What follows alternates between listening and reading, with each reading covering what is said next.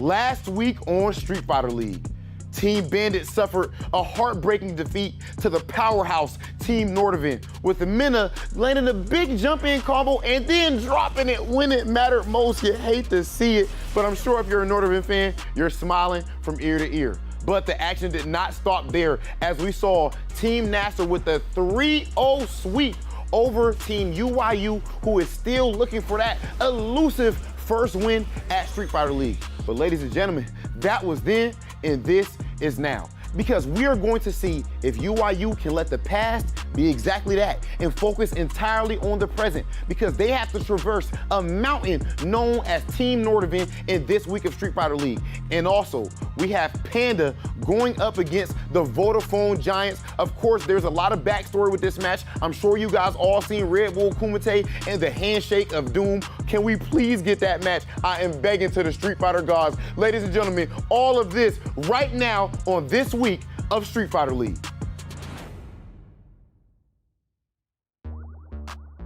Ladies and gentlemen, it's time again for Street Fighter League Season 4. We're down to Week 3. We've seen what's happened so far, but I'll tell you right now, it's only the beginning. Vicious here with Tasty Steve, and we have a full breakdown of what to expect for this week's team battles. But again, I gotta ask you, Steve, it's been a while. How are you feeling, and how are you expecting these matches to go, Steve? Look, we're only at Week 3, but we've already seen a flux in the meta that's happening right now. We got a lot of new players. We got new team captains. We got new teams in general. Vodafone Giants, one of those teams. Panda, one of those teams. I mean, we still have the returning teams. New and improved Nasser, new and improved UYU. That's right. It's still going to be an electric season. I honestly can't wait, because the strategy is going to be different. The players are stronger. The characters are stronger. That's right. The game's a little different. We got new mechanics to deal with. There's Street so Fighter many League differences. Season 4 is going to be ridiculous, because it not only encompasses the best of the competition, but it shows where the game's going and how far it's come in its lifespan. I can't wait to get into this. And I'm glad you mentioned these new teams, right? Because again, the returning teams, UYU and Nasser, have been here and been a part of the league for a while now. But we also have newly transformed Team Panda with Punk, Nephew, and Justin Wong. Then you have Bandits with the RD boys, the DR boys, technically, I should say. You also have Team Nordovan coming in from Norway with the inclusion of Luffy, and of course, Vodafone Giants, who have been absolutely dominating the playing field right now, taking up all that space and letting people know that they are here to play, because there's just so much on the line, right? When you're talking about everything going on with Street Fighter League, you talk about the ban system. You talk about the player order and how critical that has been for these last couple of weeks. We've seen players from Team UYU kind of suffer that wrath a little bit. We've also seen players from Team Nasser that have actually benefited from that, right? Having people like Problem X and that newly reformed team really take advantage of that system. But that's just one of the many things you could expect here for Street Fighter League, right? That ban system has been so critical, as well as that team positioning, the team format overall. It's going to be one of the most vital things to pay attention to for this season, because there's just so much on the line when it comes to it, right? You have the prize pool as well. You have what comes up after that, being able to face off against Street Fighter League Team Japan as well. Yes. So now, and now that you said that, let's talk a little bit about the standings. We are at Week 3, and it goes just like this. If you check out the standings, it's going to be Vodafone Giants at 1-0, leading the pack. Of course, Nordovan at 1-0 as well. It's second.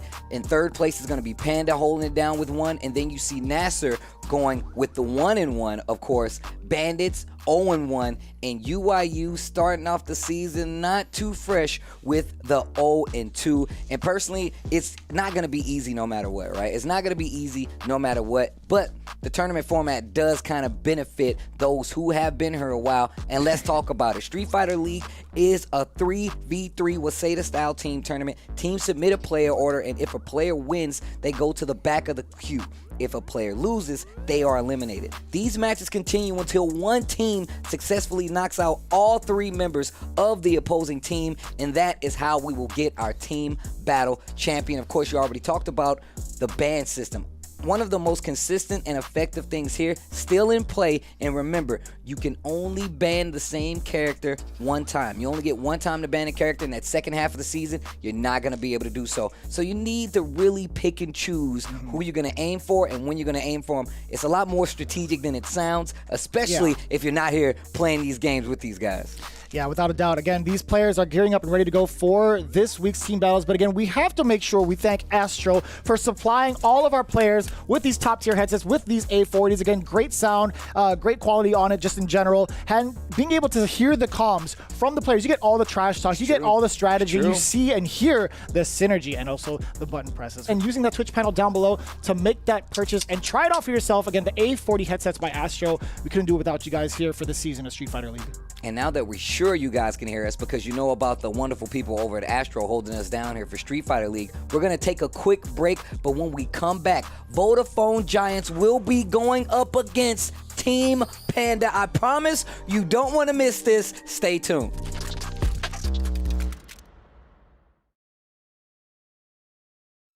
I wish that I could do something to help. Yes. I thought I had to do everything on my own. Me too. But I've made up my mind. That's good kung fu. I'll finish this! If we work at it together, anything's possible. Right. How about we get started? Yeah. Let's do it.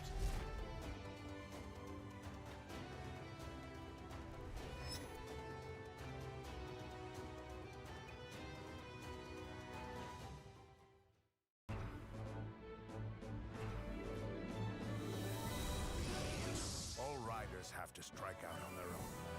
Let's do this!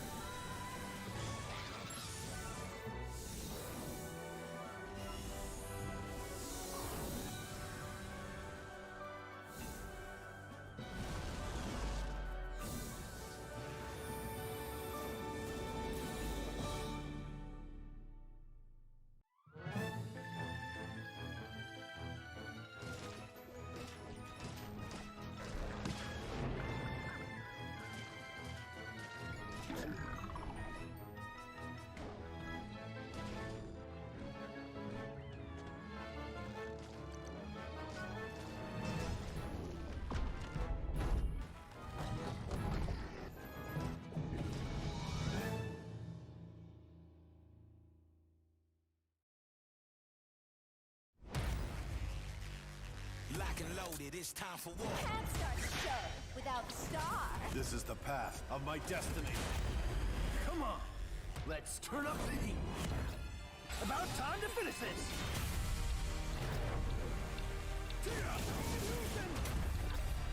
See what I'm really made of. I'll show you.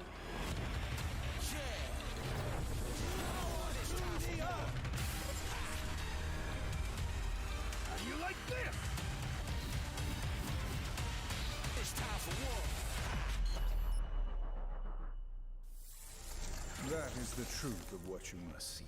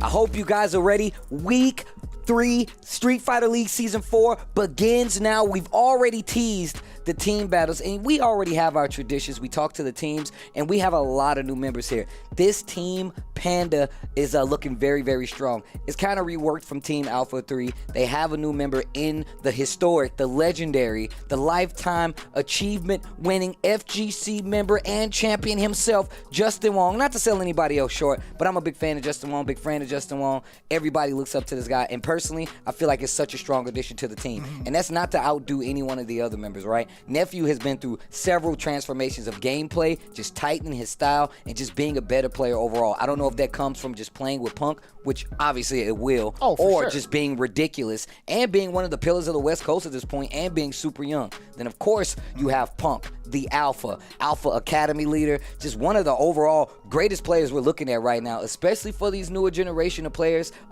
Honestly, this team is going to be really tough to beat no matter what. They have not won all their team battles, right? Obviously, but I think this is something that they're going to get into the swing of. Having a player like Justin on their side, having the youngness of Nephew, the genius of Punk in there as well. He's pretty much a prodigy, right? You have the best in the West and the best in the East, and of course you have the best of the best when it comes to Justin Wong. One of the best to ever do it, really. You wouldn't really know fighting games without two people, either Daigo Umehara or Justin Wong, because of that very moment, right? That's the truth. And having him as a person on your team, not only just as a player, but someone to kind of recognize some of the errors that some of the players are going through, or even like the team synergy stuff, because this man has been through every single team format in and out of the game, if you think about it, really. But that's going to be a really big supplement to a team like Panda.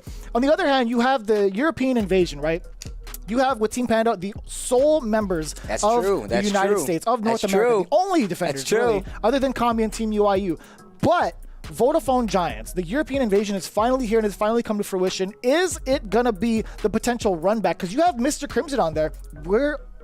Is there going to be a run back between Mr. Crimson and Punk that's going to happen? Do they have the right order to make it happen? In other words, too, like, you have other characters too. You have other players. You have Infectious. You have Vega Patch to really consider. But to be honest with you, I know for sure that the folks at home are looking for this right here. They're like, yo, man, is this actually going to work? You have to look at the fact that Vodafone Giants, they're comprised of a lot of strong members themselves. Vega Patch, Infectious, and Mr. Crimson. Mr. Crimson has been on a hot streak for the past, year at this point, coming from Red Bull Kumite as well.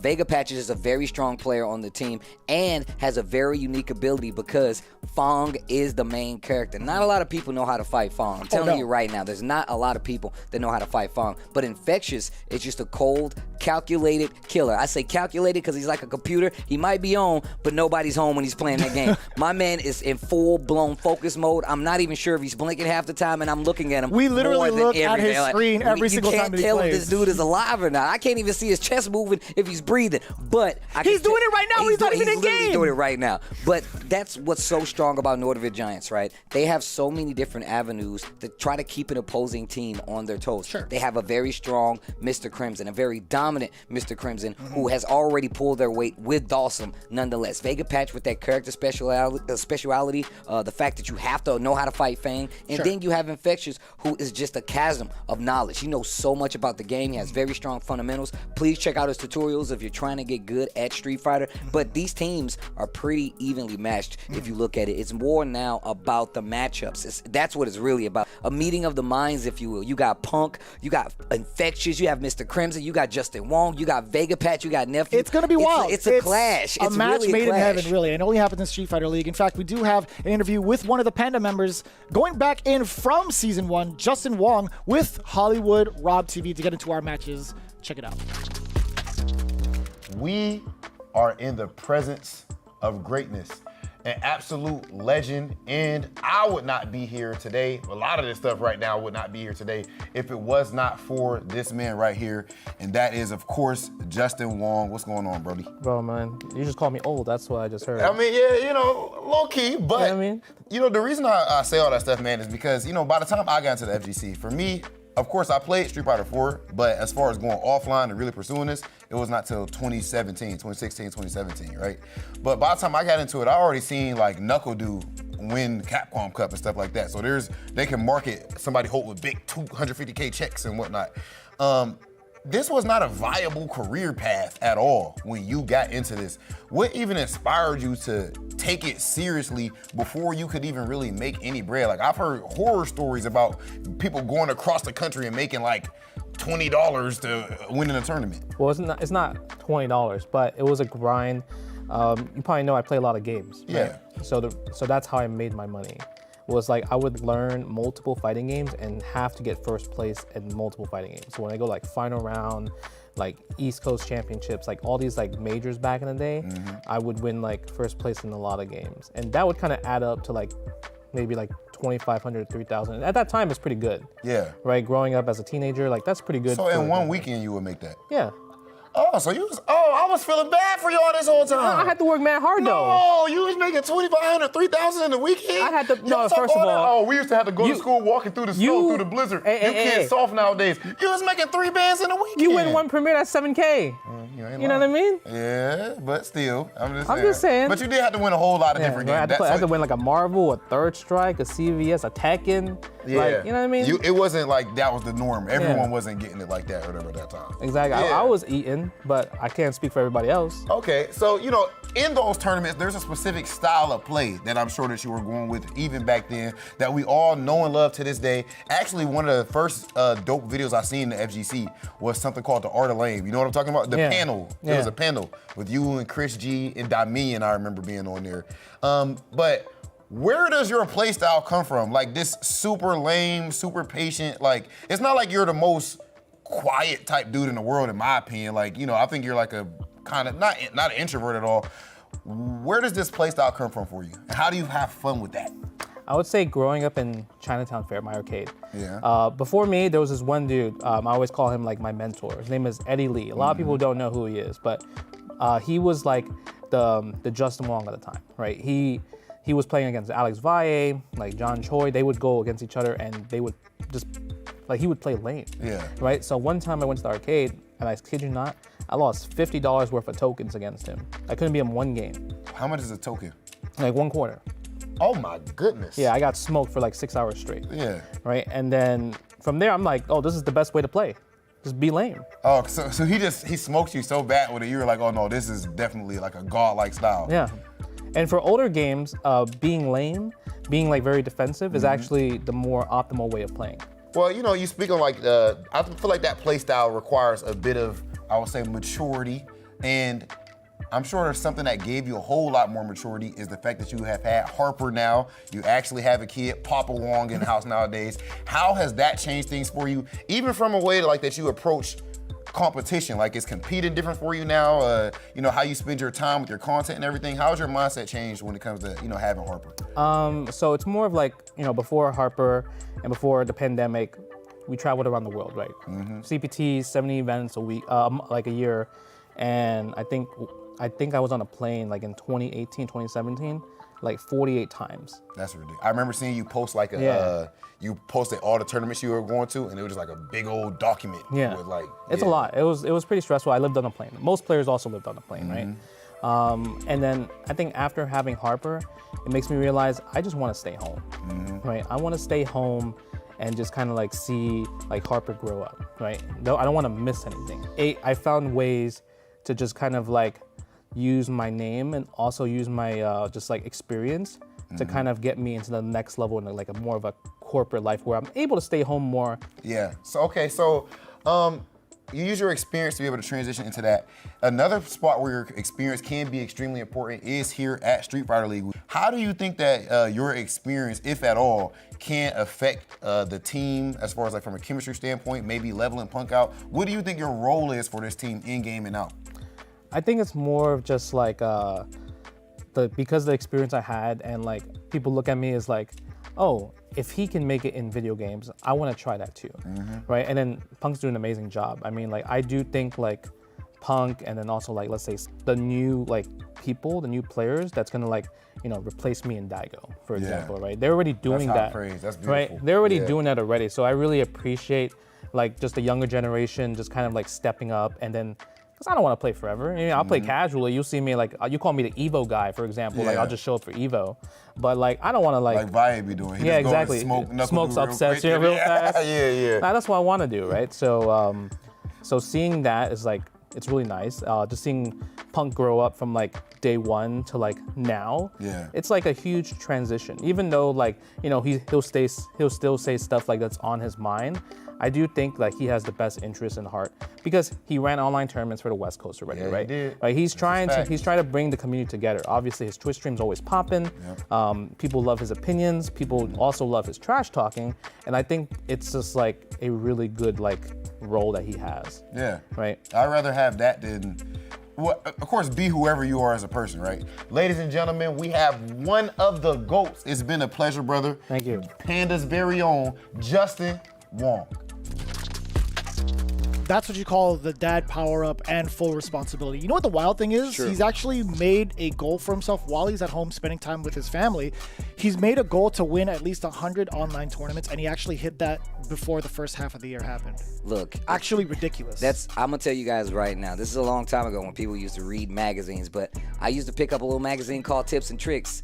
And of those names in those #1 spots, it's in the back of the book. It's always in the back of the book when they would talk about those tournaments at Sunny Golf Land, the whole nine. Justin Wong's name would always be there. That was a name that was. I thought he was an author in the book or something like that. My man with names was always there, along with Ricky Ortiz's, the flow. They're there. You know what I'm saying? And this is history. That's why I'm such a big fan, man. I've been looking at Justin Wong play for years on top of years, man. Honestly, man, he's still putting in the most. And again, being in this environment with some of the best players in the world, that has to satisfy his competitive hunger as well. Being able to find that balance is never an easy task. Let's talk about Vodafone Giants now for a little bit. I know Mr. Crimson has had a lot to prove this year, considering how great he's been doing. And again, players like Vegapatch and Infectious, they've been putting in their work for the EU, but there's something about Mr. Crimson that has finally clicked. And seeing all these results from him is a little kind of surprising for some of us in like the North American scene. It's like, yo, man, we haven't heard from Mr. Crimson in a little bit, but this is some of the biggest wins that I've seen him have in a long time. Another one of these players that is dedicated to their character. So even though the game has changed, we got new mechanics, we got new moves, we got the whole nine. Mr. Crimson has been holding it down on Dawson ever since, and it showed in the results, especially now. You know he got banned the first week, right? Yeah. And he still managed to get that W over NL 2-0. Yep. So even if he wasn't being a loyalist, he still has a G.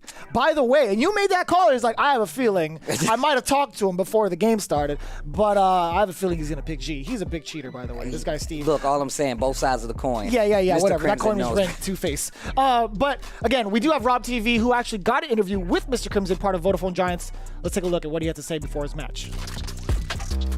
This man has been on Yoga Flame throughout this entire season. This entire CPT season, I would say this has to be, even though you won the first major ever in Street Fighter V, I would say this is your best year of all time up to this point. Ladies and gentlemen, we have Vodafone Giants' very own Mr. Crimson. What's going on, brother? Really well. Happy to be there and ready to play. You know, I feel like you should be ready to play. I mean, you showed us in the exhibition early on when you smoked my guy Adam like that. It pains me to say it because that's my boy. And I'm pretty sure I bet a couple of Bison bucks on that very match. And I thought Adam was gonna get it, but unfortunately, Adam, you owe me a few dollars. But can you explain to me, like, we talked just a bit about it, but we were talking to the entire team at that point. What do you think has changed for you this year, as far as like your improvement? What do you attribute that to the most? Like I said, I think I just enjoy the game a lot. Like I love my character, I love the other's character, I love to play against the other character, I love to find new stuff, I love to think about the game, I love to speak about the game. Yeah. I'm just enjoying. I love the new meta, PC meta. Yeah, that's so much better. I love the V-shift. Art says that he feels like Dawson is way better on PC. Yeah, I think overall all defensive I think everything character. is. Even Karen, like whiff punishing is easier. Yes. Yeah, exactly. I think neutral character is better. Yeah. Actually, that's. So I feel like there's a few players who, in this like online era, have improved tremendously, but that sort of thing is downplayed a lot. Like for you, before Red Bull Kumite, you were already putting in work. I think you had like a long record over there on the Wanted series, for example. You and Hurricane going crazy over there, or Salt Mine League, just all the type of stuff over there in the European FGC. But I don't think people looked at you in a certain light while you were doing so amazing because everyone just likes to downplay. Oh, it's online. And then we came offline, you proved otherwise time and time again now, so people have to put respect on your name. But what do you think about the difference between online and offline? Do you think that it's over-exaggerated at all? And you know, like, do you notice that people try to downplay people's accomplishments through online results? Yes, and honestly, like there is a lot of debate even in France about that. Does the online count? Yeah.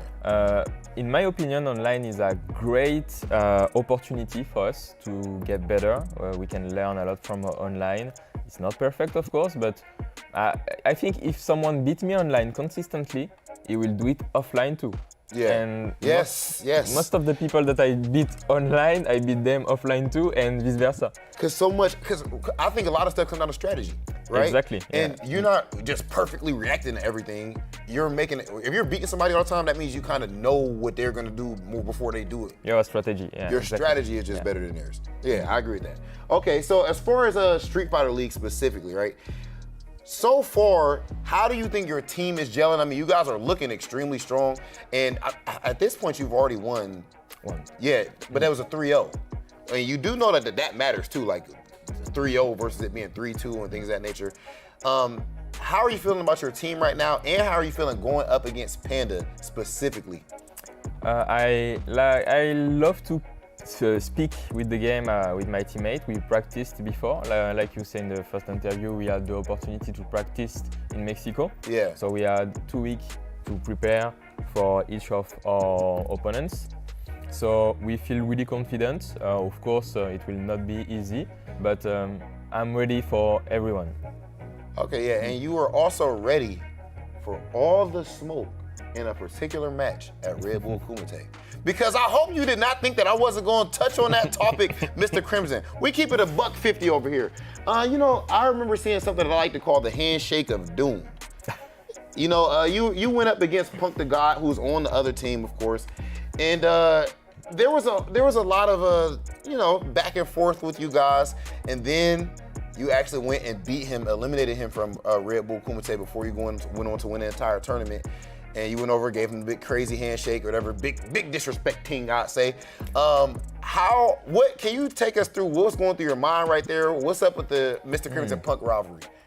Honestly, nothing really particular. Like I'm really curious to play him. Like I'm happy about the ban stuff. Like I know I can play Dalsim, and we assure yourself that he can play Karin.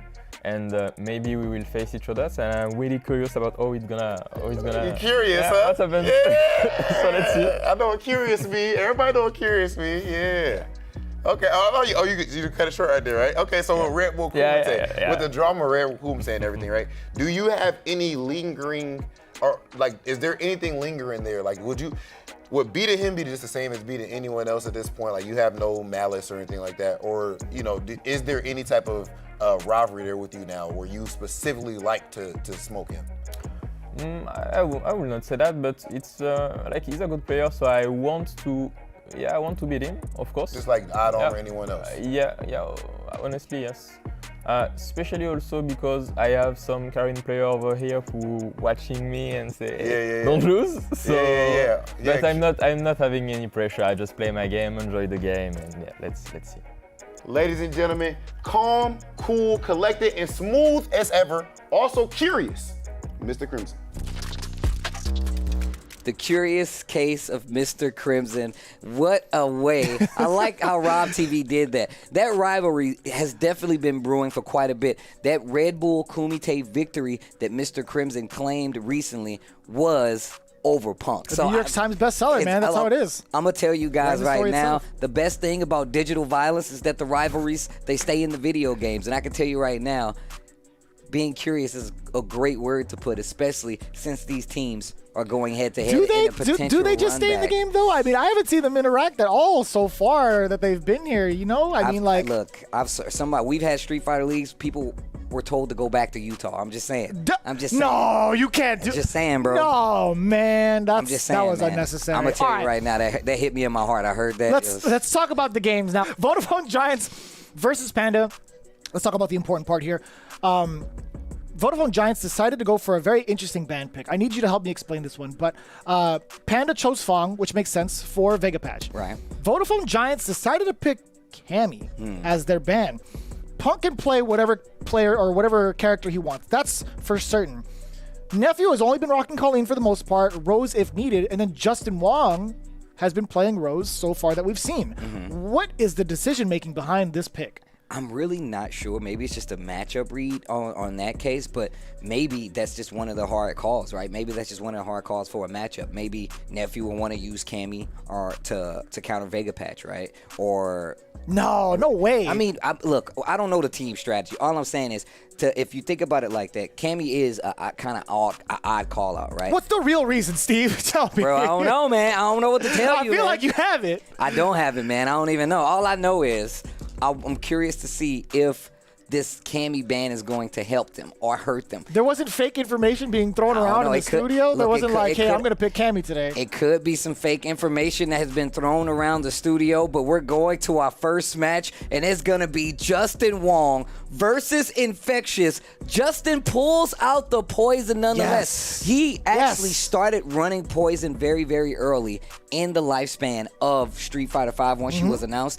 And Justin loves to go in and do these knowledge checks, goes down the list, plays a lot of games with these characters to get an understanding. I want to see how that comes together versus a player like Infectious, who's so collected, stuck to his one character, and is here at full power. Justin, obviously, he knows how to play all these characters and definitely has the power to do so. Here we go. And this is the kind of character he likes playing, too. The keep away game has been Justin Wong's patented playstyle for years.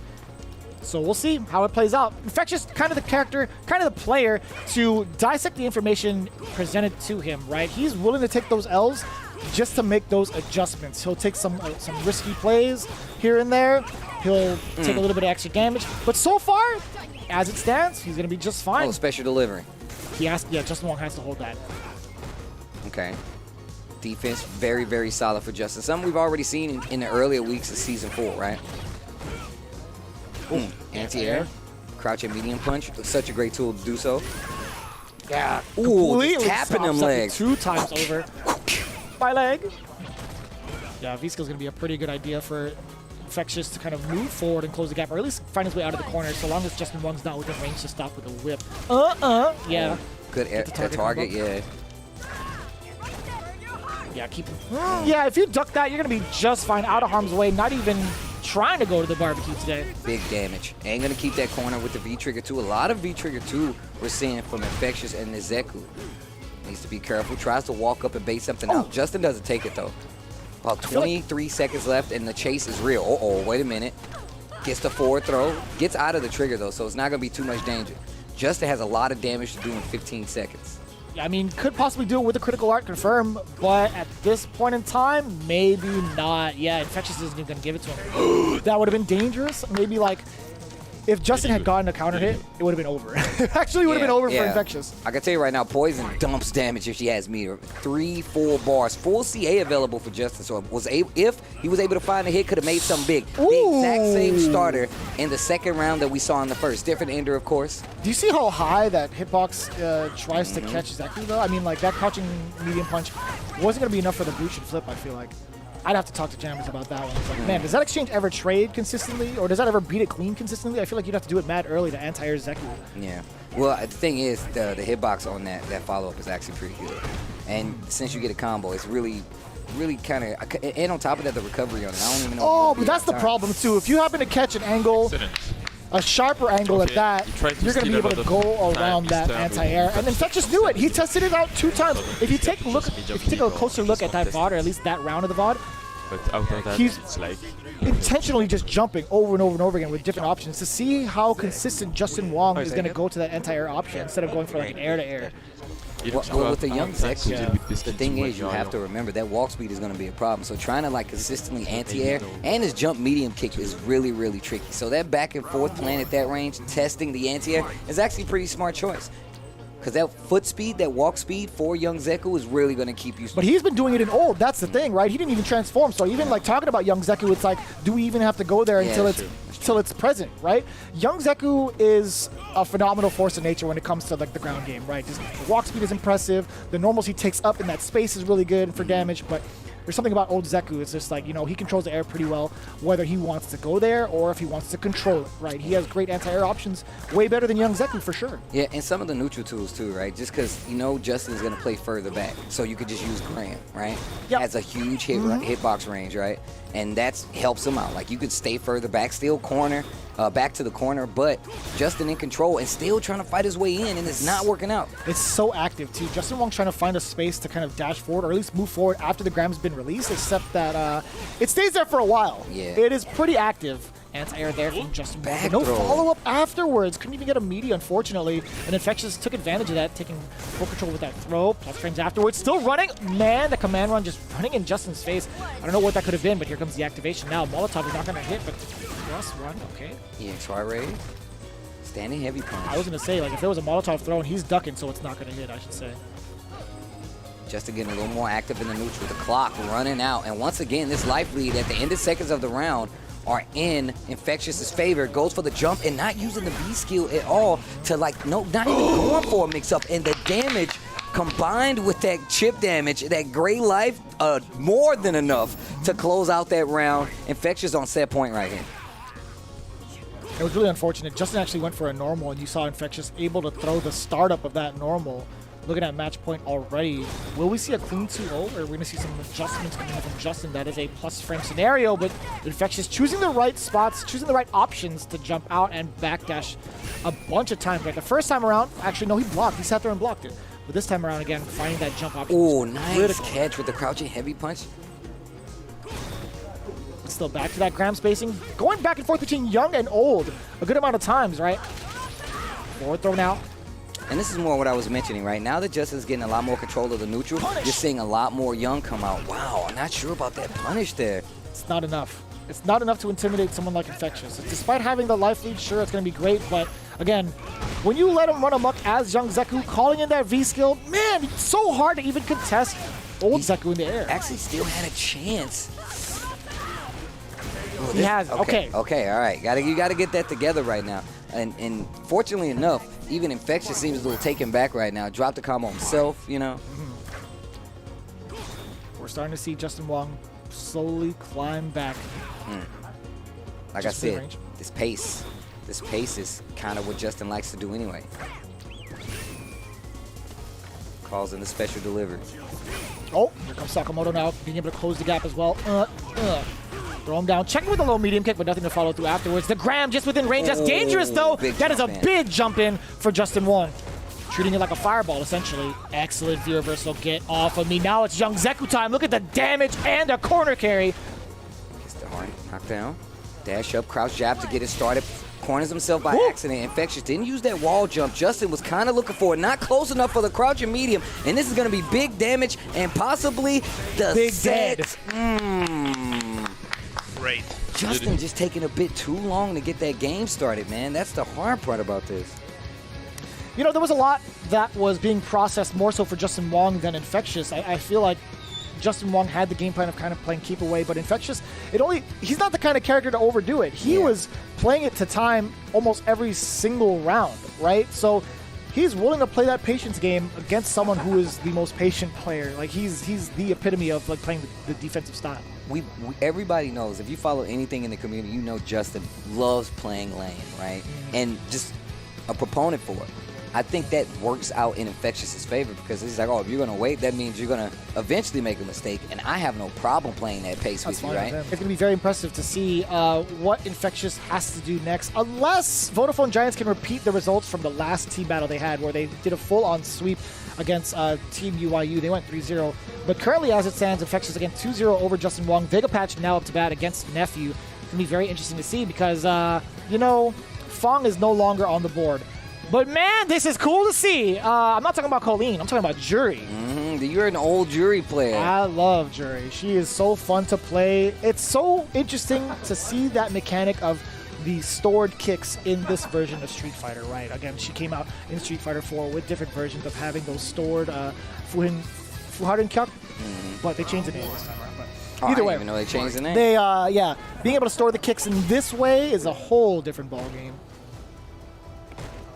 You have to be a little bit more cognizant of which ones you have to kind of extend combos and whatnot, deal a little bit of extra damage, what routes you can go into for V-Trigger. It's all very interesting, and it's all very fun to play, honestly. A lot of people should give this character a shot. Yeah, it seems like, you know, Vega Patch is doing that exact thing. Yes, sir. Combo in the corner. She is very expensive, though. You want to get this damage out, she requires the meter. Yeah, but she has a great walk speed on top of that. Don't she have multiple 3-frame buttons, if I'm not mistaken? Just one. Oh, yes. interesting. Maybe was trying to catch some sort of backwards movement against Nephew, but this is going to be a matchup I feel like Nephew's not going to be threatened by too much, I feel like. Yeah, treating that fireball, like caution in the wind, just making sure that he gets that jumping over that fireball release. Okay, this pace is really not looking like a Vega Patch's Jury. Oh, you can't charge in front of someone like Nephew. That's the thing. If you're going to play Jury, you have to make sure you charge up safely, especially in the upper echelon. And it's a major part of her game, right? She can get like extensions because of it, so. You cannot do that against someone as competitive and talented as Nephew, right? And you can see this overactive movement right now. Frames? Vega Patch sets out the projectile, tries to follow behind it. That stand medium kick, 2 hits. Great range for controlling the neutral. Not controlling well enough. EX Parabellum takes the Oki. Oh yeah, crush counter. You thought he could press a button, but he wasn't sure of it actually. He could have gone into maybe something else. No, actually, he had no meter for it. My mistake. Like the back chase with the EX Hailstorm. Oh, charge up for the V skill. Maybe we see another Hailstorm. Drop the V skill on him. If Nephew does go to that, which he won't, the V skill is going to come out from Jory. So with that in mind, Nephew's like, all right, well, I have to play a little bit closer and start playing like the whiff punish game or the game. That jump like cross up. Counter hit conversion. Again, she's so expensive. No, you thought you get to throw it. No punish. That's double digits punish. Oh, the jump like cross up once again and The uses stun. the V skill to this get enough? the stun. No, you dropped it again. Oh no! Ah, that's terrible because that hit probably wouldn't have killed, but that follow up that Jury gets definitely would have killed. You could have did a normal DP, you could have did an EX DP. They're working well. Just stick to the same thing. Exactly twice. You say that's okay. Just stick to it. Round 1. I don't know. There was a lot of scaling involved, man. Jury. I think you would have Jury to can be a use that problem extra EX sometimes. bar. No, I think, and I understand the scaling. I'm pretty sure you would have had to use that other EX bar because you get. Yeah, you're right. I think you're right.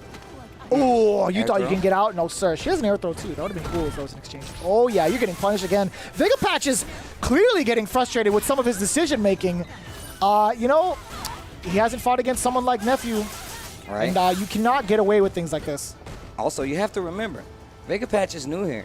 The level of your second character really oh, that was godlike. Get that out of here! Oh! You thought you can get away with the pinwheels? No, sir. Yo, that was the first one. That was sick. He's been getting away with it too many times, right? If Nephew's not aware of it, Vega Patch is going to keep doing it. Or if he's not caught on, I should say, full back throw. Okay. Oh, gets clipped by the jabs. EX to get the knockdown. Oh, nice. Once again, and still gets the charge on top of it. 2 charges there. Oh, man, no whiff punish. There's a lot of recovery on that roundhouse. Those jump lights have been pretty good on getting the cross-ups and getting combos with Jury. And Vega Patch keeps going to him. Nephew starting to catch on neutral. He knew. Yeah. He knew what he was going for. He was trying to get plus frames into that trigger, and Nephew was not going to let him have it. He knows exactly what he wants. Yo, the entire time. the Vega pinwheel Patch has been read like a book. That was ridiculous. Punk was already out of his seat, ready for the smoke. Ready for the smoke. This is home turf at this point, right? You're in the States this time. We're getting the Red Bull Kumite run back. I hate to just glaze over what just happened. It was pretty clean for Nephew. That was a 2-0. That was more than just clean. That was some bus ass, Steve. That was clean. That was a emphatic 2-0 from the side of Nephew. You saw a little bit of a couple of mishaps from missed punishes from Nephew, but man, he cleaned it up. As like, all right, well, I can't let you get away with this anymore. But now we got Mr. Crimson sitting down, Punk getting set up. We are getting the Red Bull Kumite come run back. And if you watch Red Bull Kumite, if you didn't, you missed out. You should definitely go at least check out those grand finals. At least go check out those grand finals. I promise they will not let you down, and it is very important. It's the reading material needed to understand just how intense this next match is going to be. You don't even have as many games as you did last time. They did like first to 5s. You only got 2 games, bro. 2 games. Did they? On their mains. on their mains nonetheless. I know Punk is holding this close to the chest. I know Mr. Crimson is too. I could see the smugness as he got set up, but here we go. Street Fighter League, Week 3, Season 4. We get in the Red Bull Kumite run back. Is this a statement from the Giants? Is this them saying like, okay, we picked Cammy as our ban because we feel like we don't need to ban anybody? Is that the statement? See? Is that the shade? Maybe. Oh boy. They might wake up to regret that in a bit. We'll see. Gets the sweep. Oh, wait a minute. The controls looking so much better for Punk right now. Life is pretty even. Dang, that still hit. What a confirmed The there. delayed little staggered pressure right there.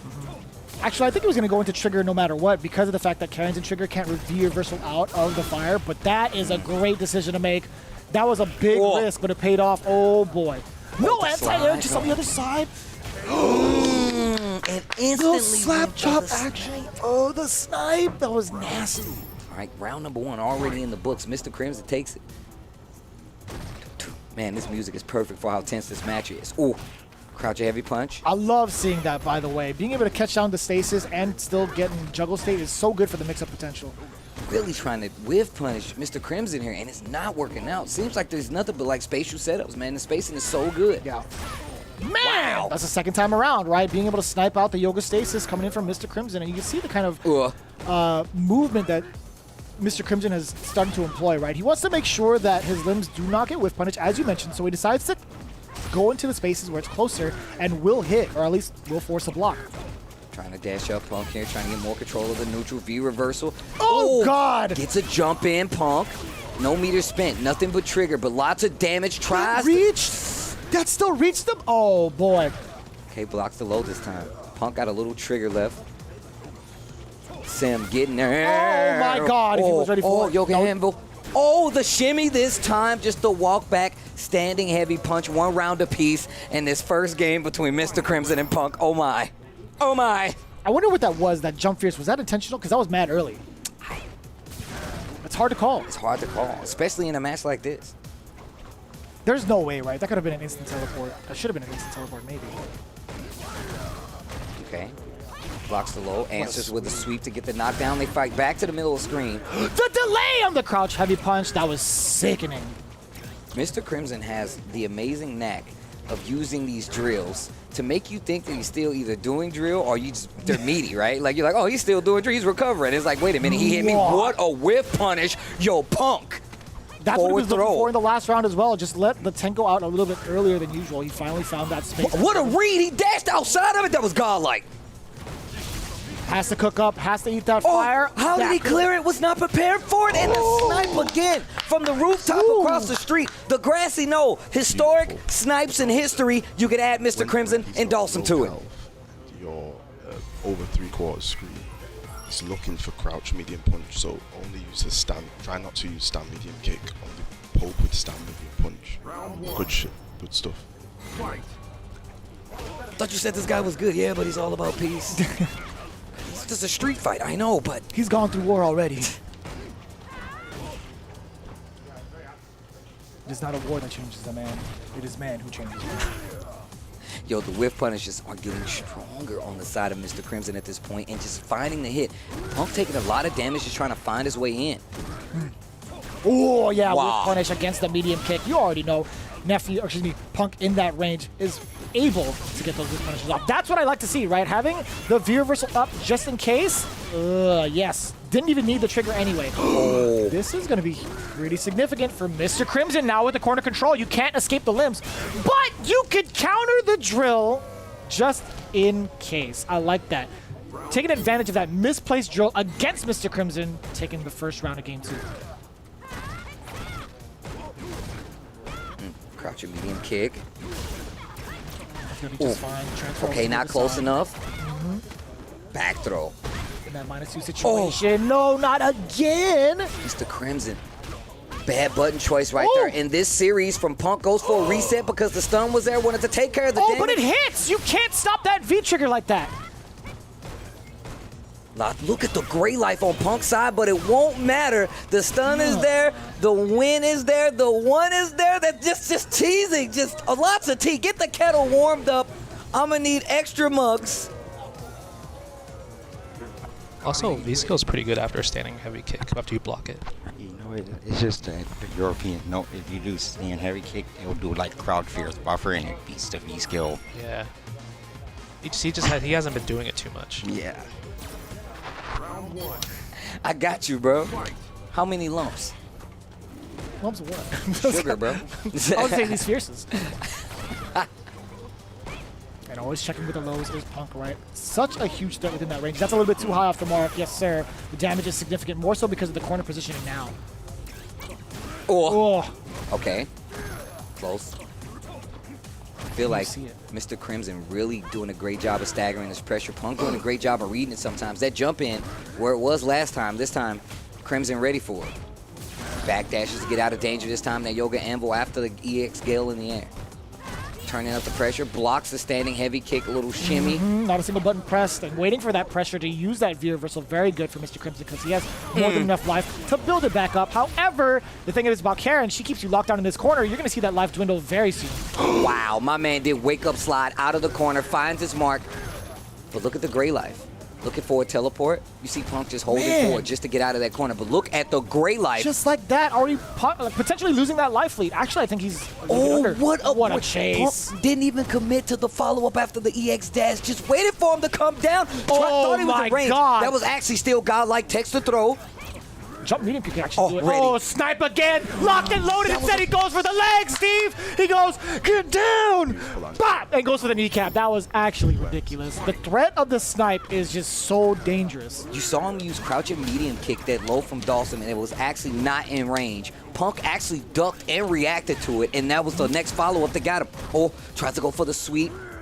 Nerves starting to add up right here. Ooh. Mr. Crimson is actually on set point. Oof. Does get the sweep, activating into trigger, and just outside of the throw range, you see the button coming out from Punk now. Look at the red!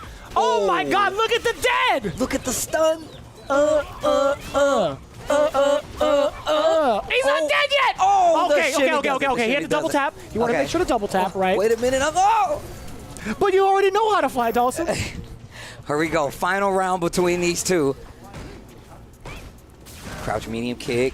Punk not taking the space this time. Finally lands that Gale combo. Been a little shaky with those, Mr. Crimson has. Whoa, wow. Did you see that? He's testing out the ranges of Punk, right? He's just within medium kick range or sweep and then uses that EX Yoga Gale, but that's not going to phase him one bit. Punk is thinking to himself, that's an anvil. Drop it on him. Oh, bad read on the stasis. Oh, Punk my God. Goes down to Mr. Crimson 2-1 and successfully puts the weight of Team Panda on Nephew's shoulders. So, you guys didn't really get to see it, I don't think, but maybe. Punk actually had a pretty solid smile on his face. Yeah. There was a head shake there. He's like, "You got me. Yeah. I'll take that. You got me, legit." If you go back and look at that, there was a lot of adjusting. Like each round held a different adjustment from Mr. Crimson and Punk, whether it be just a smaller shimmy, whether it be a bigger button after that juggle, going from the light kick to the standing fierce after that juggle, just so smart. Punk getting a lot more active on the defensive side of things, especially when it comes from those drills, and really tried to play preemptive, right? Every time he saw a stasis, not every time, but a lot of time he saw that stasis, he's like, if I have meter, I'll EX to get through it. And he's like, you know what? That's pretty far away. And then, so Mr. Crimson said, I'm going to jump. Punk uses EX dash this time, says, well, now you're on the ground. I'm going to do crouch and medium because I know you're going to be a little bit out of range. Still out of range, Mr. Crimson with the adjustment to just back up even further. Those are the little things. He's chosen movement as his option a numerous amount of times, as Dawson should, right? But there was one key component that I really liked, him using actual stasis and teasing the ranges of that low medium kick, as you mentioned. That was pretty important. And it's so gutsy to do just because you know the potential damage coming out from Karen if she manages to snipe your legs out with that low medium kick. In any way, shape, or form. It could come through Tenko. It could come through like Mujin Kyaku, EX version, right? Yeah. To push you to the corner. There's just so much that this character can do off of one singular button. She is a bad character in the best way. Moving on to the next one. This is going to be good. Nephew versus Infectious. Again, as you mentioned prior, this team battle is now on the shoulders of Nephew. Also, have we ever seen these two play before? I really would love to know if these guys have ever played before because I don't think they have. I can look it up for you while you commentate this match. All right, let's get into it. I'm going to do both. I'm going to do both. Here we go. Colleen is the choice, as always. Young from the side of Zeku Nephew. instantly. And we know Nephew likes to move around on the ground, so that sounds like a good idea to me. Walks right up into that range to eat these standing fierces, and and goes for the tick throw. And that's going to be the Nephew specialty, right? Just kind of employing all of these options, keeping it ambiguous. You have no idea what he's going to do next. Fierce to kind of check the ranges when it whips back roundhouse now. We're just checking the legs. Crouching medium kick. But oh, wow. Oh, get him out of there. Okay, Parabellum. Cancel. Knockdown. Neutral jump. Yeah, and again, another tick throw. Nephew has done so much work off of the throws alone this round. Needs to be careful. We can't eat too many more of these crouching medium kicks or the lows, because you know an activation is coming and it's going to go instant side switch, enough meter to get the follow-up as well. And we've seen multiple games. We just saw it earlier today versus Justin. The rebuttals are too good. Eating a lot of lows right now. Activation. This is going to be so dangerous, right? Being able to close the gap so well and getting the tick throw and the threat of the low is there, but still, Nephew taking care of that V shift. And I don't even know what that was going to really counter, honestly. Like, maybe like a meaty, like dash up into the meaty, right? So, but Nephew sniped it out either way. Everybody knows, oh wow, everybody knows that Nephew likes to go for these really strong tick throw setups while trigger is active. Backdashing that second was actually pretty smart. The next level move was to do that for Nephew, but this round, that was hella plus on that grand answer. Did you see that? He had so much time to walk back, take a look at your outfit, and be like, it's not even that cold outside. Nope. Knock her into this electric turbine. That's true. I will say also, I think this is the first time they've encountered each other. Now that I looked at it. Find me better Street Fighter, I dare you. That's all I was waiting on. Air throw. I'm just saying. I know people was wondering where that was going. That's right where it was going. Forward throw again. Nephew in control, coming off of that perfect. Oh, try to get a counter hit conversion, but the standing strong just a little bit too far out because of that push, right? But here comes Colleen now. Speaking of pushes, into the corner with the damage, fighting his way out, starting with the light, but man, Nephew's not giving it to him. A lot of plus frames. And you said counter hit conversion, right? That was a counter hit conversion for Nephew to get to that corner and a whip punish. Call it conversion if you want to. That should be the first game, and it's going to be Nephew. Just walking forward, bit a bit is not working. He doesn't have that. I honestly don't think he knows what he's doing. He's just walking around. Coaching there from Punk. From both sides, really. You saw Vigapatch, or you heard Vigapatch say, you know, if he's whipping some of these normals, you have access to slide as Young Zeku. Oh my God, the whip punch. Gets the knockdown with the heavy punch Parabellum. And Punk is right. Infectious definitely likes to get to this point where he can annoy you using Graham and a lot of these low pokes that definitely added up. Didn't get the round, but it definitely got to the point where you saw he had a pretty clear plan of what Infectious wanted to do. Saw the start of the ground get stuffed out by the V-skill. Out of there, you thought you could boosh and flip me?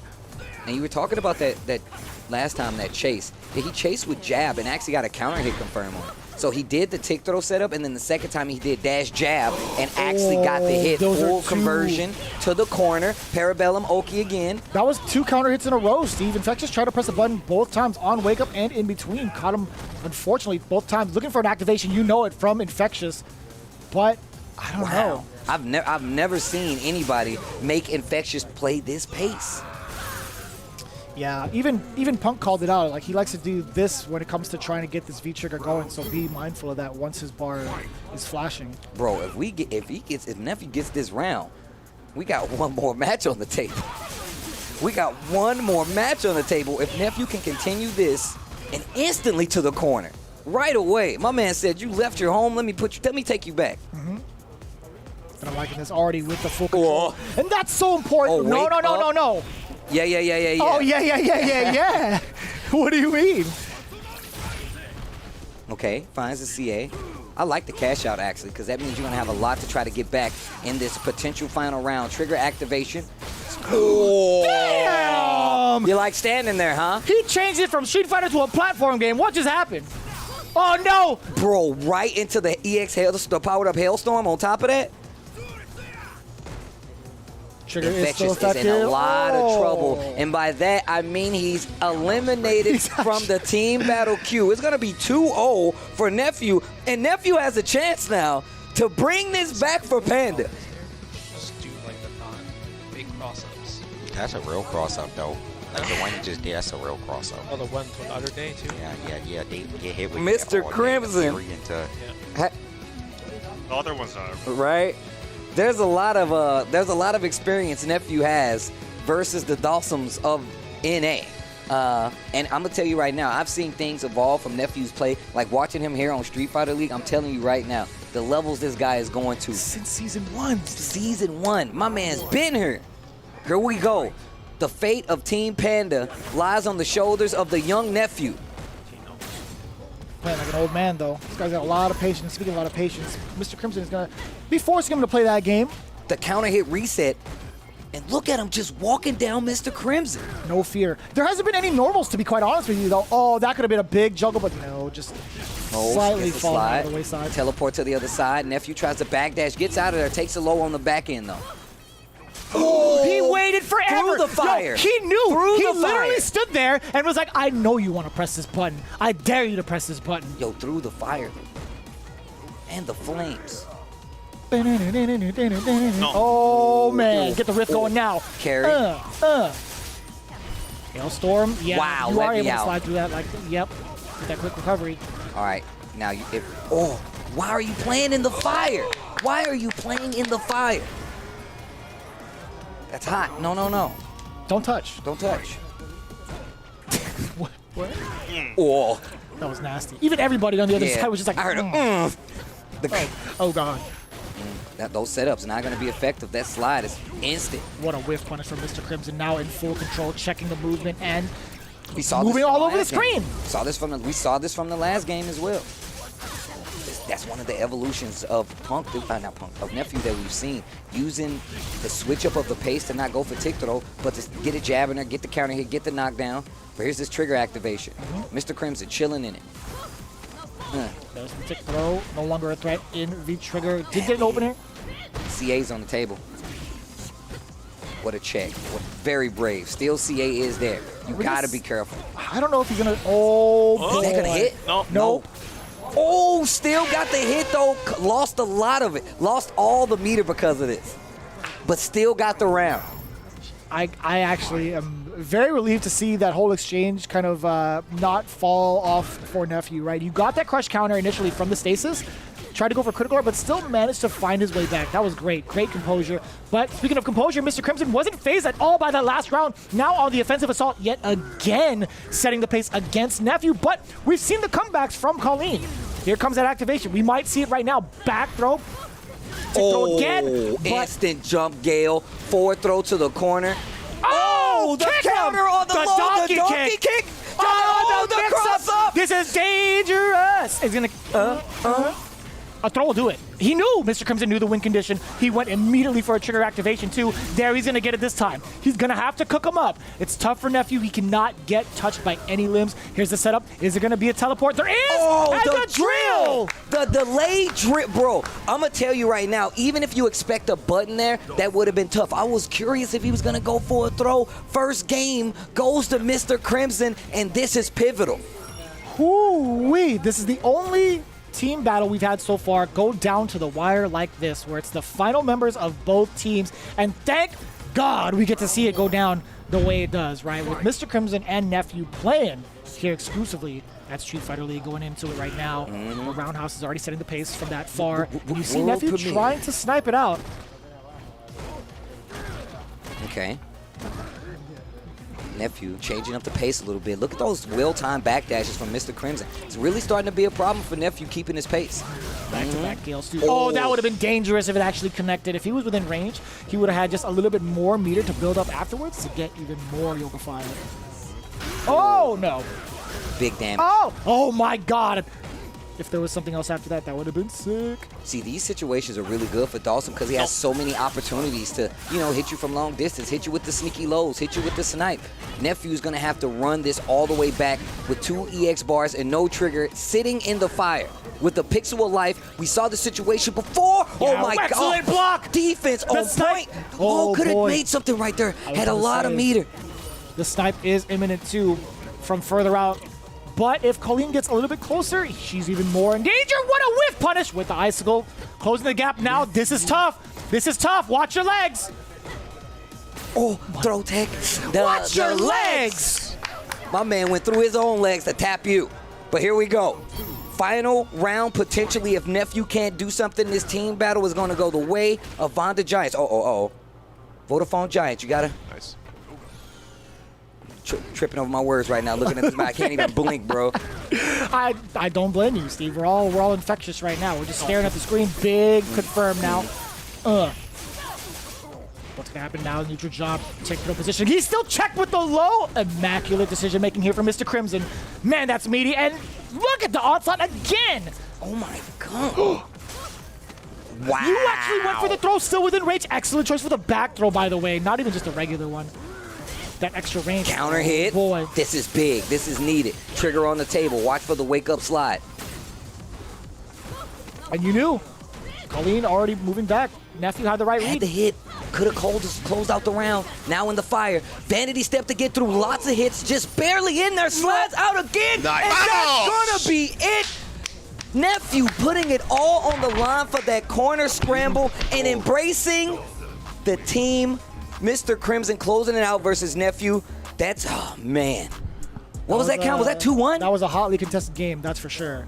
A hotly contested game for the positioning, for the offense. Mr. Crimson really pulling it out from the wayside. The way that he performed with that offense, right? You're thinking about Dawson being a really passive kind of character, but that was passive aggressive, to be honest with you. Bruh. There was just those key moments where he knew how to pick apart Nephew's offense, and so quickly, right? Not having that much experience against each other, not even just the characters, but just each other.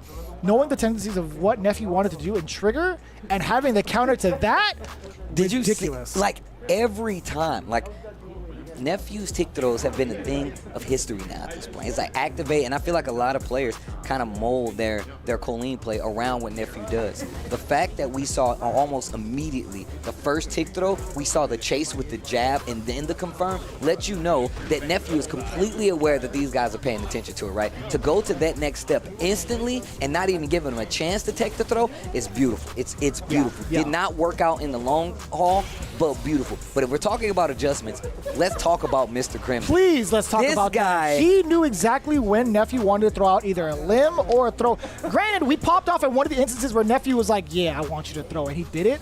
That was one instance out of like the many times Crimson has actually made the proper counter and the proper read. He's checked with movement. He's checked with low medium kicks. He's checked with instant air gales. Take a look at the archives. We're not making this up. There's been so many subtle adjustments from Mr. Crimson that broke down Nephew's game plan to a T. You don't get better Street Fighter than that, bro. You don't get better Street Fighter than that. We do like the, we do love to see it though. Being able to see these exclusive matches come to fruition, the all-star matches really, the dream matches that you guys have all been anticipating in various walks of life in terms of the fighting game community for Street Fighter V, right? And all that are possible here at Street Fighter League. But again, Street Fighter League wouldn't be possible without the help with those Astro headsets, right? The A40s have been supplied to all the players during the battles, for all the comms, for all the trash talking, but for the most part, that ASMR button pressing, you know what I'm saying? But no, all honesty, the A40s have been such a big supplement to the FGC for about 10 years now, and they have such good quality comms on it. You'd be able to hear pretty much the gameplay flawlessly, especially with the Minx app as well. I'm gonna tell you right now, I've been using these Astros for quite some time, and I feel like my streaming's even better for it. Everything's better for it, man. So shout outs to Astro for helping us out here and supporting Street Fighter League Season 4. Again, using that Twitch panel down below to make that purchase and try it out for yourself. Again, the A40 headsets by Astro. We couldn't do it without you guys here for this season of Street Fighter League. And with that being said, we have an interview with the winner, Mr. Crimson, on the stage, Rob TV. For all of the non-believers, for everyone who said, oh, it's just because it's online, for everyone who said, oh, well, yeah, that was Red Bull Kumite, but anyone can get hot right now, can get hot just simply one time. My guy, Mr. Crimson, putting the entire league and the world on notice. Crimson, how are you feeling right now? I'm feeling really good, I have to say it.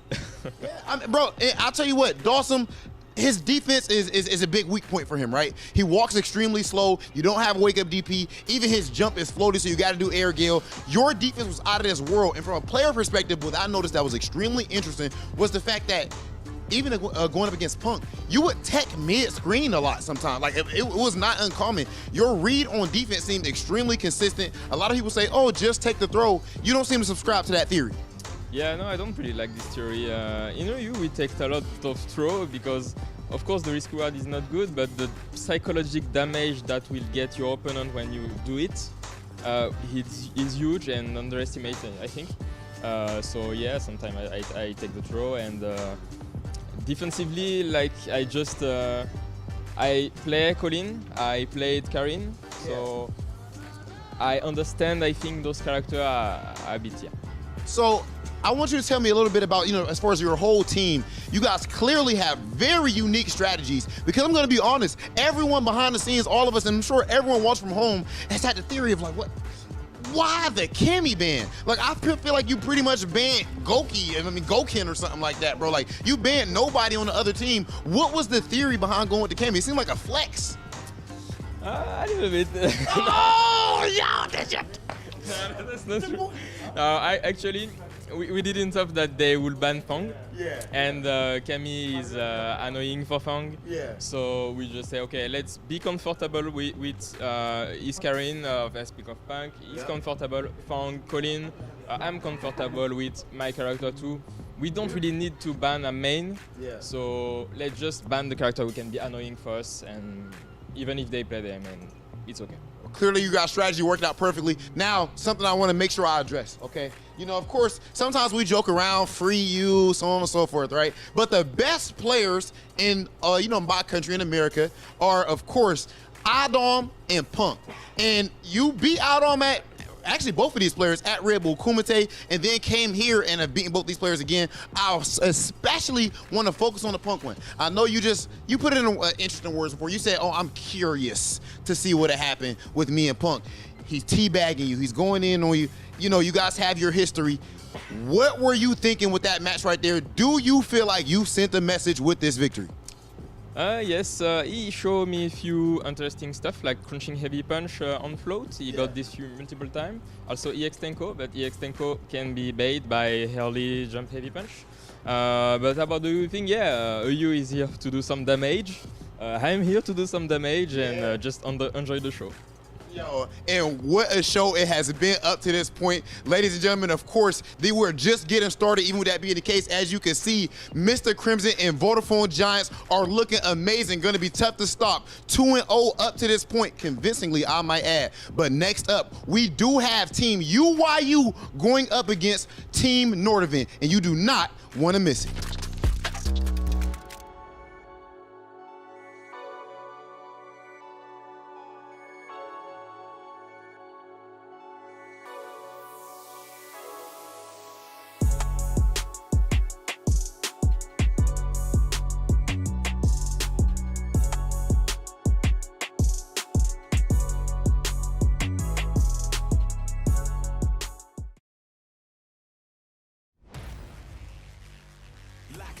It's time for war. Can't start a show without the star. This is the path of my destiny. Come on, let's turn up the heat. About time to finish this.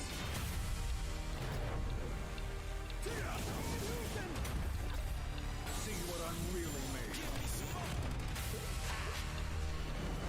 I'll show you.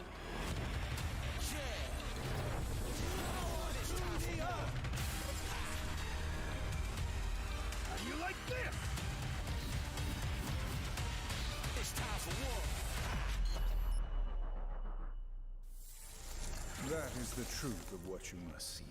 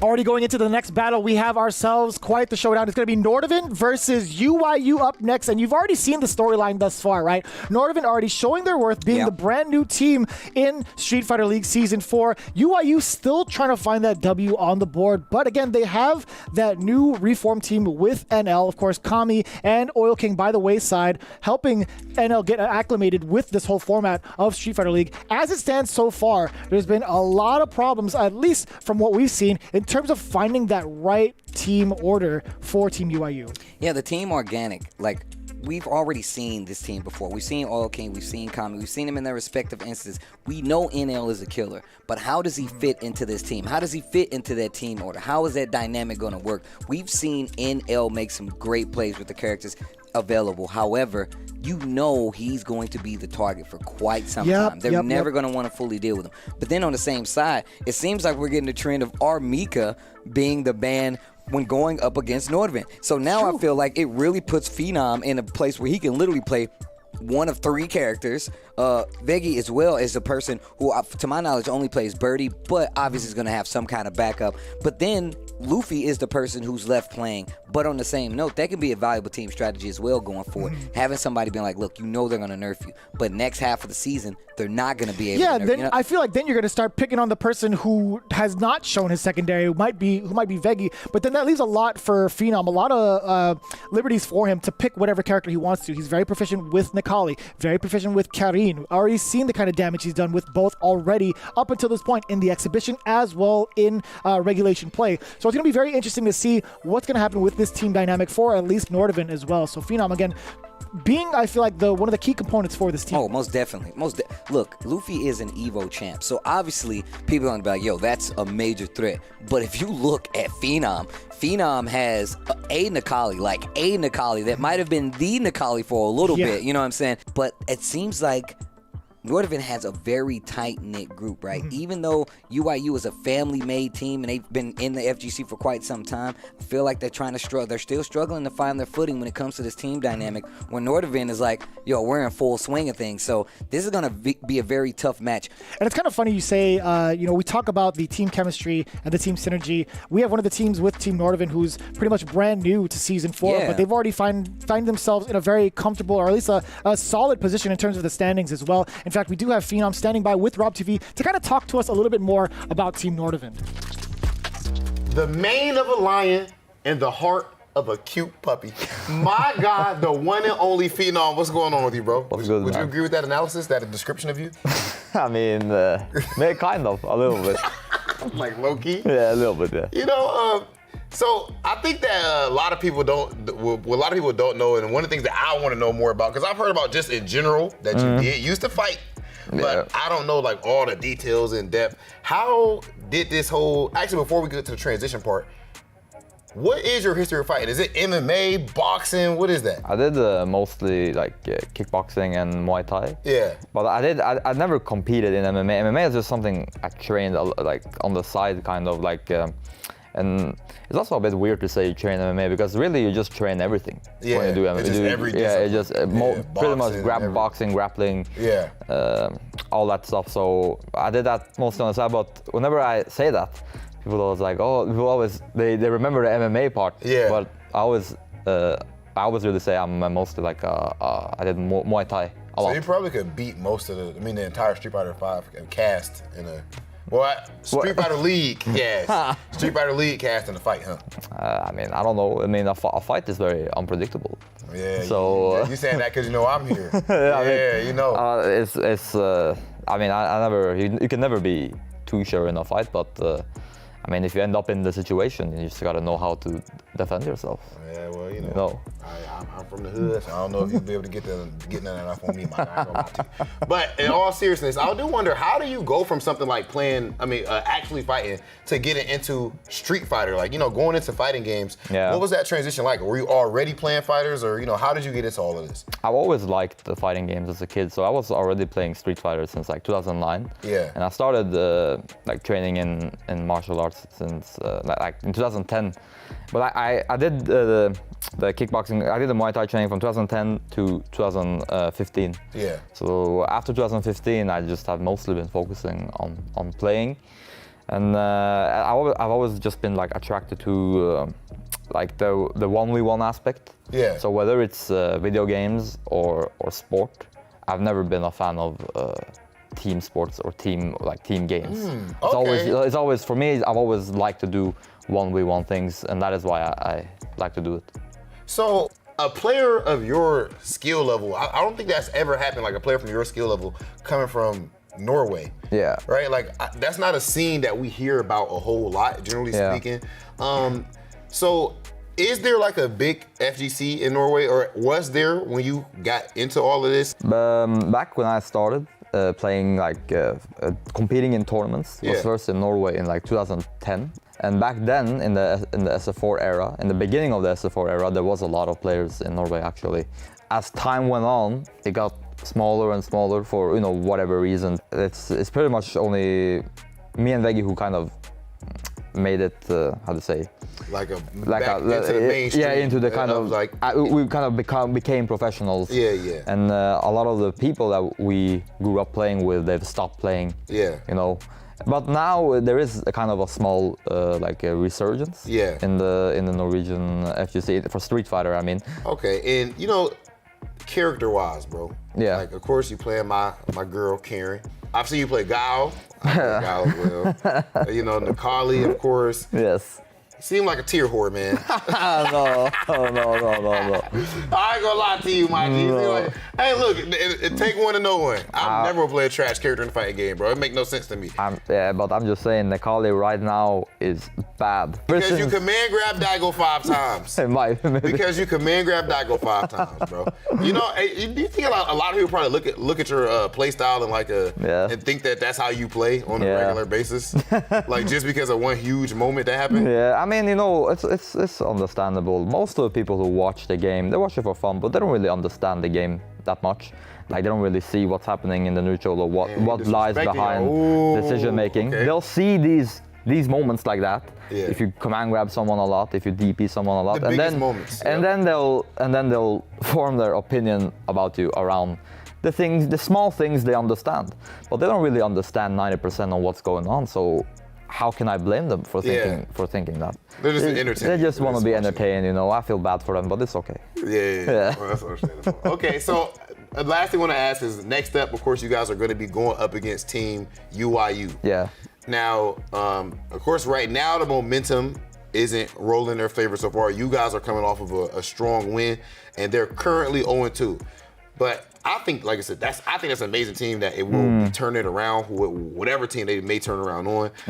But how are you feeling as far as how do you feel like you guys stack up against them? And do you think that they are at like a mental disadvantage right now? Or do you think they're completely there? I actually don't think they're at a mental disadvantage. Okay. I think they're coming now with kind of nothing to lose. Yeah. It's like, it can't get any worse for them. Yeah. Like this is kind of really bad already. So I think they're just, I think they have like a fire under them. Yes. And I think they just want to really get a win. Yeah. So I actually, if anything, they're probably more motivated than the other team. This is gonna be, I think we have to work for this win today.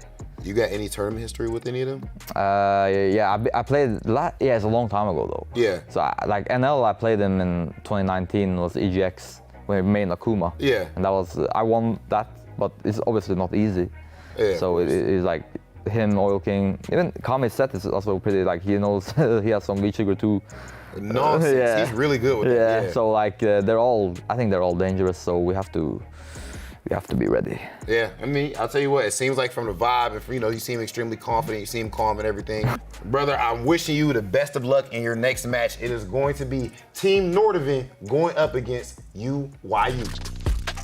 I expected to talk about team synergy, but it feels like Phenom is the one-man band. He's just like, he's got all these characters. He's got the harmonica.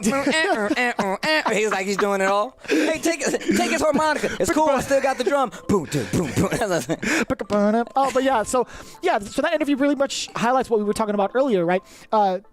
what is the ban choice going to be going towards Team Nordovan? Is it actually going to stop anybody on that team from pretty much rocking out the way they want to? Again, Phenom is going to be one of those key components, and as you heard from Rob TV and Phenom himself, it's like, you know, he has all the options in the world to potentially carry or just take down the rest of the team in terms of the opposition, I should say. Sidebar, how is Rob TV going to call Phenom a tier whore? He plays 2 of the 3 characters that my man plays. So you need to look at yourself in the mirror, okay? You need to look at yourself in the mirror, Rob TV. You need to have some counseling. We might need to have a little sidebar, but that's going to be after this. I'm just saying, man, you can't call him a tier whore. But on the other side of things, speaking of people who have characters with tools, Oil King.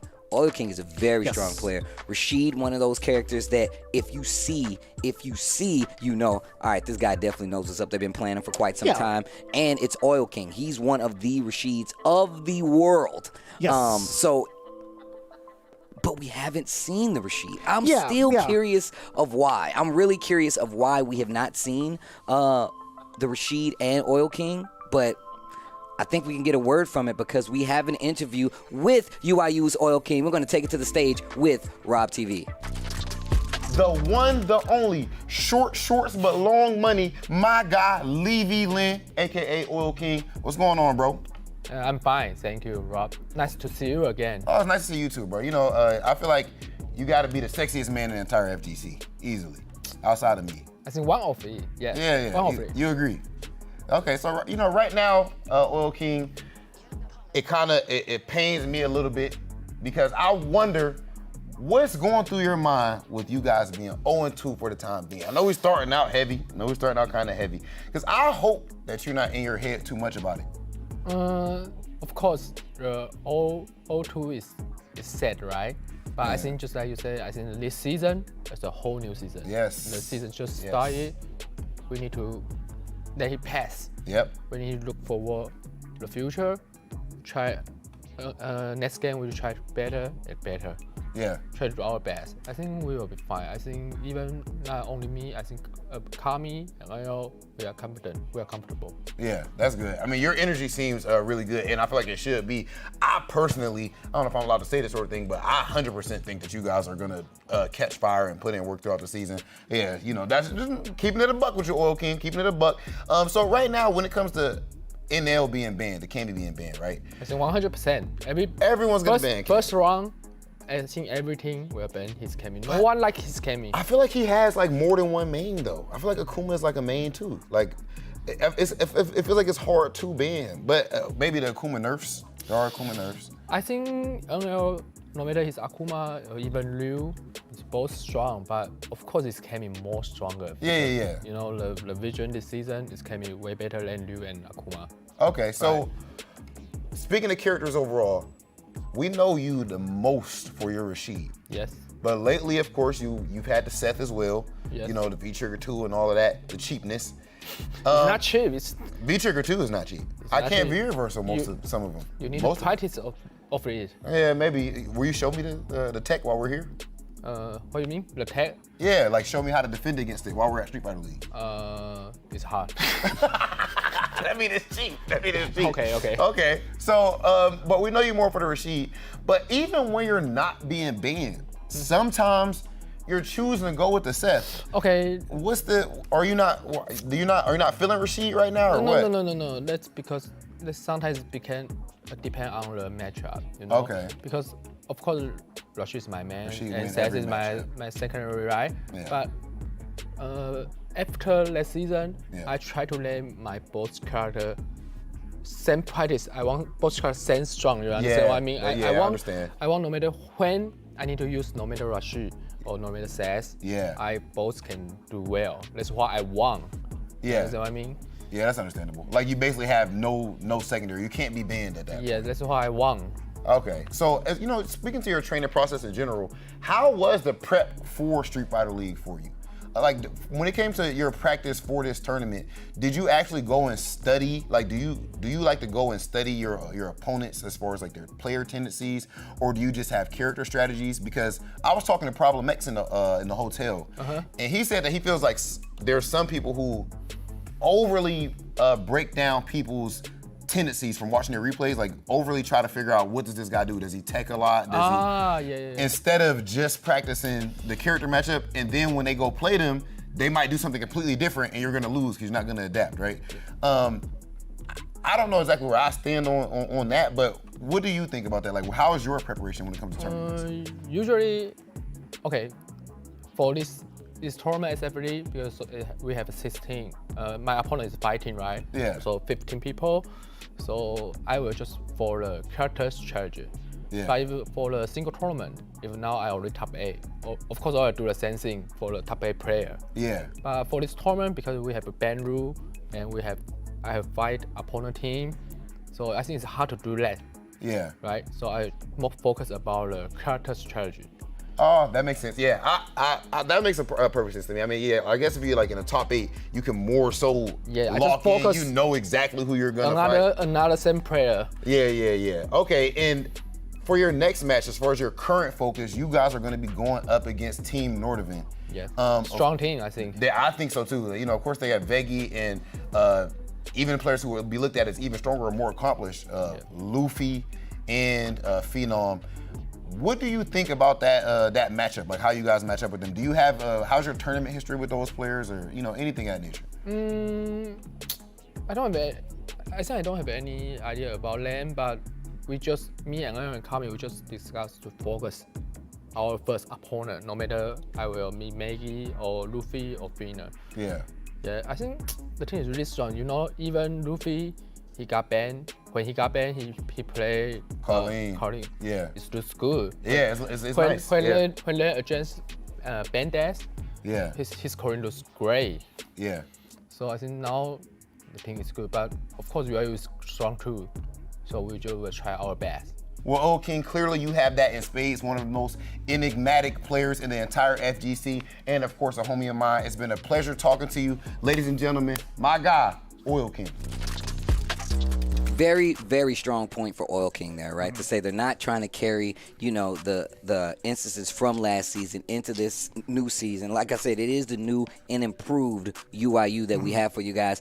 And Oil King now, an alumni at this team, man. He's second year in on this team at this point, and still an established player. Kami as well. I feel like if anything, this team can definitely get the wheels up under them, get this traction going, and definitely have a better season than they did. Right. I feel like they're already in the strengths to do so. But it's all up to them to do it right now, I feel. Yeah, you're seeing that kind of synergy already established between those two UYU members with Oil King and Kami, right? Both being able to play Seth at an effective level and also being able to bounce off ideas towards each other's for matchups. Now all they got to do is just integrate that top player. NL, coming in from the trade, he's like, all right, well, trade season's up. We actually got this this King of Kami. We'll see how we can make this work out. And so far, we'll see what happens, right? NL, I want to know where he's going to be at in team formation. As it stands right now, it's going to be Veggie versus Kami instead.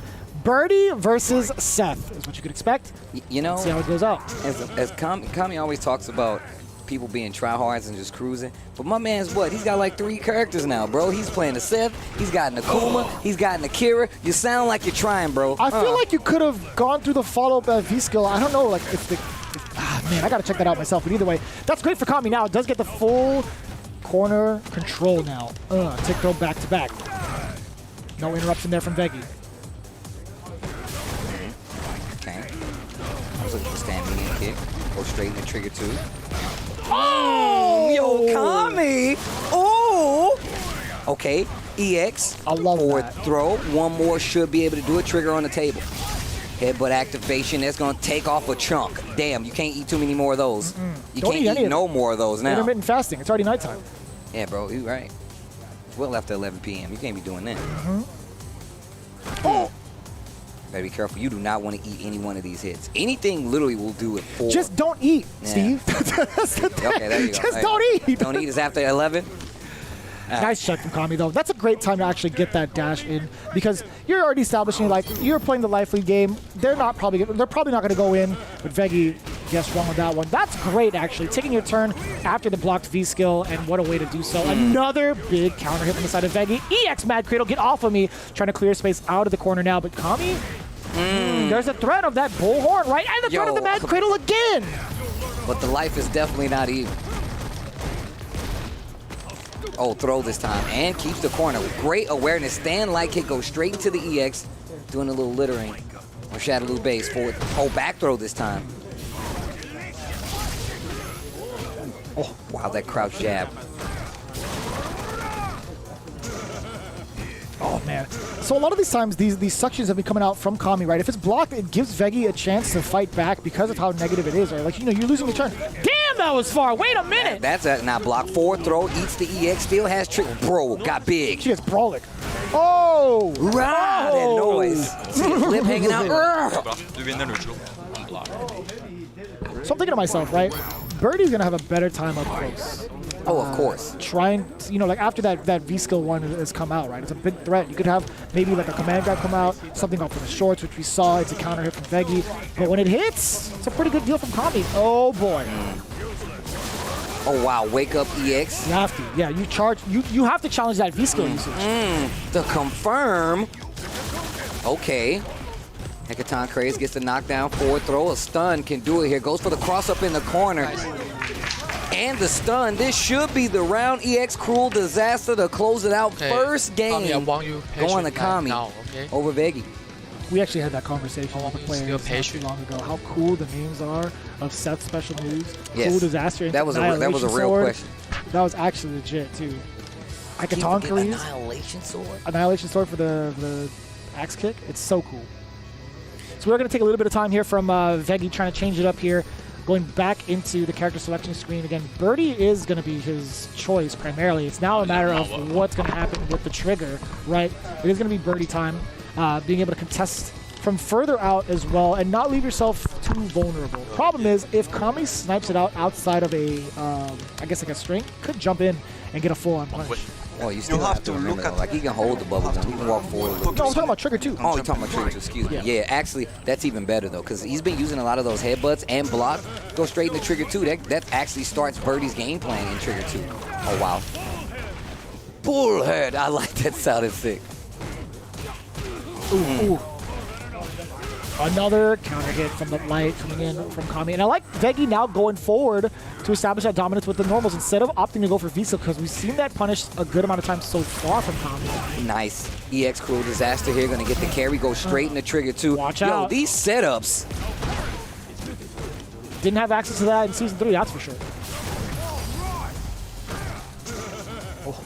That laugh. that was a bad mimic of the laugh. Standing heavy punch is gonna be the. I was kind of talking when I was mimicking. It's not the same. You can't hold that against me, bitch. I'm not. I'm holding it. I'm holding it for you. Don't worry. Wow. Wow. The confidence of this man. Yo, Kami. Once again, man, Kami. A little bit too far out to get a punish. It was minus 11 after all. Look at just for a block right there. Okay. Try to hit a button that can. That's what littering does, bro. That's what littering does. Trips up regular life, man. That's what happens. It really does. You think it wouldn't, but that's facts. Oh, no interruption again. Oh, that mad cradle was so awkward, but even worse was the jump medium punch, trying to catch that awkward hurt box on the way up. Ugh. Nice. Nice and easy, right? No risk taken from Veggie. Good control, pure control, I should say, and great discipline to not overextend. That's something like veterans or like, you know, players that are striving to be like advanced level players need to understand is when to let it rip and when to just kind of poke away and be a pester. Don't even try to stun. Yeah. You don't want to overextend, man. Sometimes you just want to make sure that you keep that lead confidently. Oh, that could have been worse. That absolutely could have been. There was a connection there. It was 2 hits, but here comes that V-Skill install. Okay. Follow up. Go ahead. Yeah, for the corner carry. I like that. Very good decision making there from Kami. And still opting to use that V-Skill and backing away just in case. The bullhorn is there as the anti-air option. Again, another light connecting into the counter hit. Oh, yeah, that was a bait. Oh, you thought you can get the trade combo? No, sir. Not today. This time slightly. Now it's all Kami's favor. Trigger is on deck for both players, though. There's the first one. No V reversal from Veggie. No V reversal from Veggie. You can't. It is now. You're not allowed to anymore. It explodes now. That's true. That's true. Yeah, that buff is significant enough for the threat of V Trigger 2 to be more viable, more so like now than ever, honestly. And Kami, again, on the board. Actually on the board right now. 2-0. I like that. Over Veggie. No, you're right. I only say that because a lot of times you force them to do the combo, right? Force them to call them out. In my instance, I can tell you right now, I would have viewed. I'm like, look, I'm probably going to die from this anyway. I need to know if you can do these combos. But I understand it, though. You want to hold your ground. And don't give them something for free. You got to hold tight. You got to make sure the defense is solid. But UYU, Kami, getting the first W on the side versus Veggie. Nordovan is on the ropes. Luffy is coming up, but he's going to be in a little trouble. He's going to be fighting a potentially full-powered Oil King, right? So we're going to once again have him not on Armika. Oh, that's right. Luffy does have a plethora of characters under his belt. Either way, without the Armika, he's fully prepared with what comes with the territory when it comes to joining Street Fighter League. Oil King still trying to figure out who he wants to play, Rashid or Seth. It's been kind of like an internal struggle of like trying to figure out what character he wants to use. UYU getting this win in this team battle is very, very strong. One of the reasons he is the target of this ban is because they don't want to fight a full-powered NL, and that's the story of Street Fighter League, right? But here we go. Rashid on the screen. I was wondering when we were going to see it, and Luffy going to go back to this Colleen. I like it. I like it a lot, actually. We've seen the kind of patient play that Luffy likes to employ with this character, Colleen. We'll play it out to the T in terms of time. But man, that's so frustrating to see. There's also moments where Luffy can turn on the offense if need be after he's already kind of frustrated you in those matches. That's not even the kind of playstyle that we're seeing for the first time. Right. He's done that in previous iterations of Street Fighter. Here we go. And you see it, look at the respect already, kind of showing out a little bit further out, and then in that space to kind of see, all right, what normals are you going to press? How are you going to initiate offense, and how am I going to punish it? Gets a throw early to try to set the momentum. Spinning mixer to get in. Look, and I feel like just watching even Oil King play right here with Rashid, it just looks so much more comfortable. It's a natural order of things, really. Starting off with Rashid, you gotta go all out with Rashid, in my opinion. Playing a really slow-paced game right here. Once again, I feel like this really much helps Rashid, right? Long as he's not in a bad spot, this pace can turn up at any point in time. That was sick. You actually got the cross up towards the end. I like that. Got hit with the last bit of the whirlwind shot. That crouching heavy punch. And I love this pace. I love this pace. Rashid has that ability to go from 0 to 60 pretty fast. And with V-Trigger 1 against Colleen, this is really good. Gonna be able to control that space once it's active, once it's an option. Stand light kick, just this poke game. Do you realize what time it is on the clock right now? Right, It's about 25 seconds, and that's going to see, now you're going to see Luffy kind of go in. And speaking of kicking into high gear, that trigger 2 is going to be able to close the gap so frequently and so fast. Look at that low being checked already. Oil King willing to take the throw, but this is tough. He can't take another one. And that's the perfect time to use that EX spinning mixer. 9 seconds on the clock. Do not get got. There's the activation. This is going to be more than enough. Spinning the bar. What a drop. Oh my God, that was dangerous. That was cool, but no damage taken. Yeah. Didn't even matter. The critical art was already there for the side of Luffy. That is excellent, excellent play from Oil King. This is so sick to see, by the way. This is really, really cool to see. This is the kind of pace I feel like Oil King is surprisingly good at, honestly. That's what makes this character, and I feel like in the hands of Oil King, so good. We know he has the capacity to hit you with that EX wake-up spinning mixer. But on the same note, literally can turn on the gas at any point in time. Has a way in with the mixers. You still have to worry about dive kicks. Even if you push him to the corner, he has wall jump. Man. But if you keep all that contained and use it exactly where you're supposed to, it's going to be so much harder to fight a confident Rashid, especially one of the best Rashids on the planet, you know what I'm saying? Who has trained him to be this patient? Like, who's played this lane game with him over where he's at? I have no idea. Look, he shift out, making sure he does not get within any threats of anything meaty. Oh yeah, you're going to punish that? Oh no! Left it for later. And leftovers? Oh, dive kick. Like I said, it's so many tools. That counter is there, but staggered offense, staggered pressure is really going to get Rashid a lot of mileage here. But the life lead is definitely in favor of Luffy. Luffy, no stranger to playing the lane game. A Street Fighter 4 roles player, a champion, Evo champion Street Fighter 4 roles player. What a block on the overhead. Good snipe out there from Luffy. It's going to be more than enough. You know it. Actually, the last hit. So, just enough, I should say. Man. Definitely didn't have enough to actually close out there. No EX on the side of Colleen, but you see Rashid sitting pretty with virtually full CA. Ooh, look at this. This is the pace. This is the pace that I like to see. Yeah, you see a little bit more activity coming from the side of Luffy to kind of tempt Oil King to come in. You see that the back roundhouse, though. That is the green light for him to come in after the recovery and catches the forward movement from Luffy. Very surprising. It's, oh, yeah, you thought it was going to be on the other side? What a check right there. I'm sure Oil King was going for throw. Ooh, stopping the momentum. Again, the dashes and buttons on Wake Up. That was EX counter, actually. Should be able to get CA. This should be it. No, not enough. Oh, no. Caught you reaching. Sweep. No, missed the sweep. Follow up after EX. And if life gets low enough, Oil King can definitely just chip out here. I don't know. No, that's fine. No, that's absolutely fine. It gets out of the corner. Trigger is available as well for Oil King, and he's taking his sweet time too, making sure every second of it counts. There's the activation. Is Luffy gonna stop it?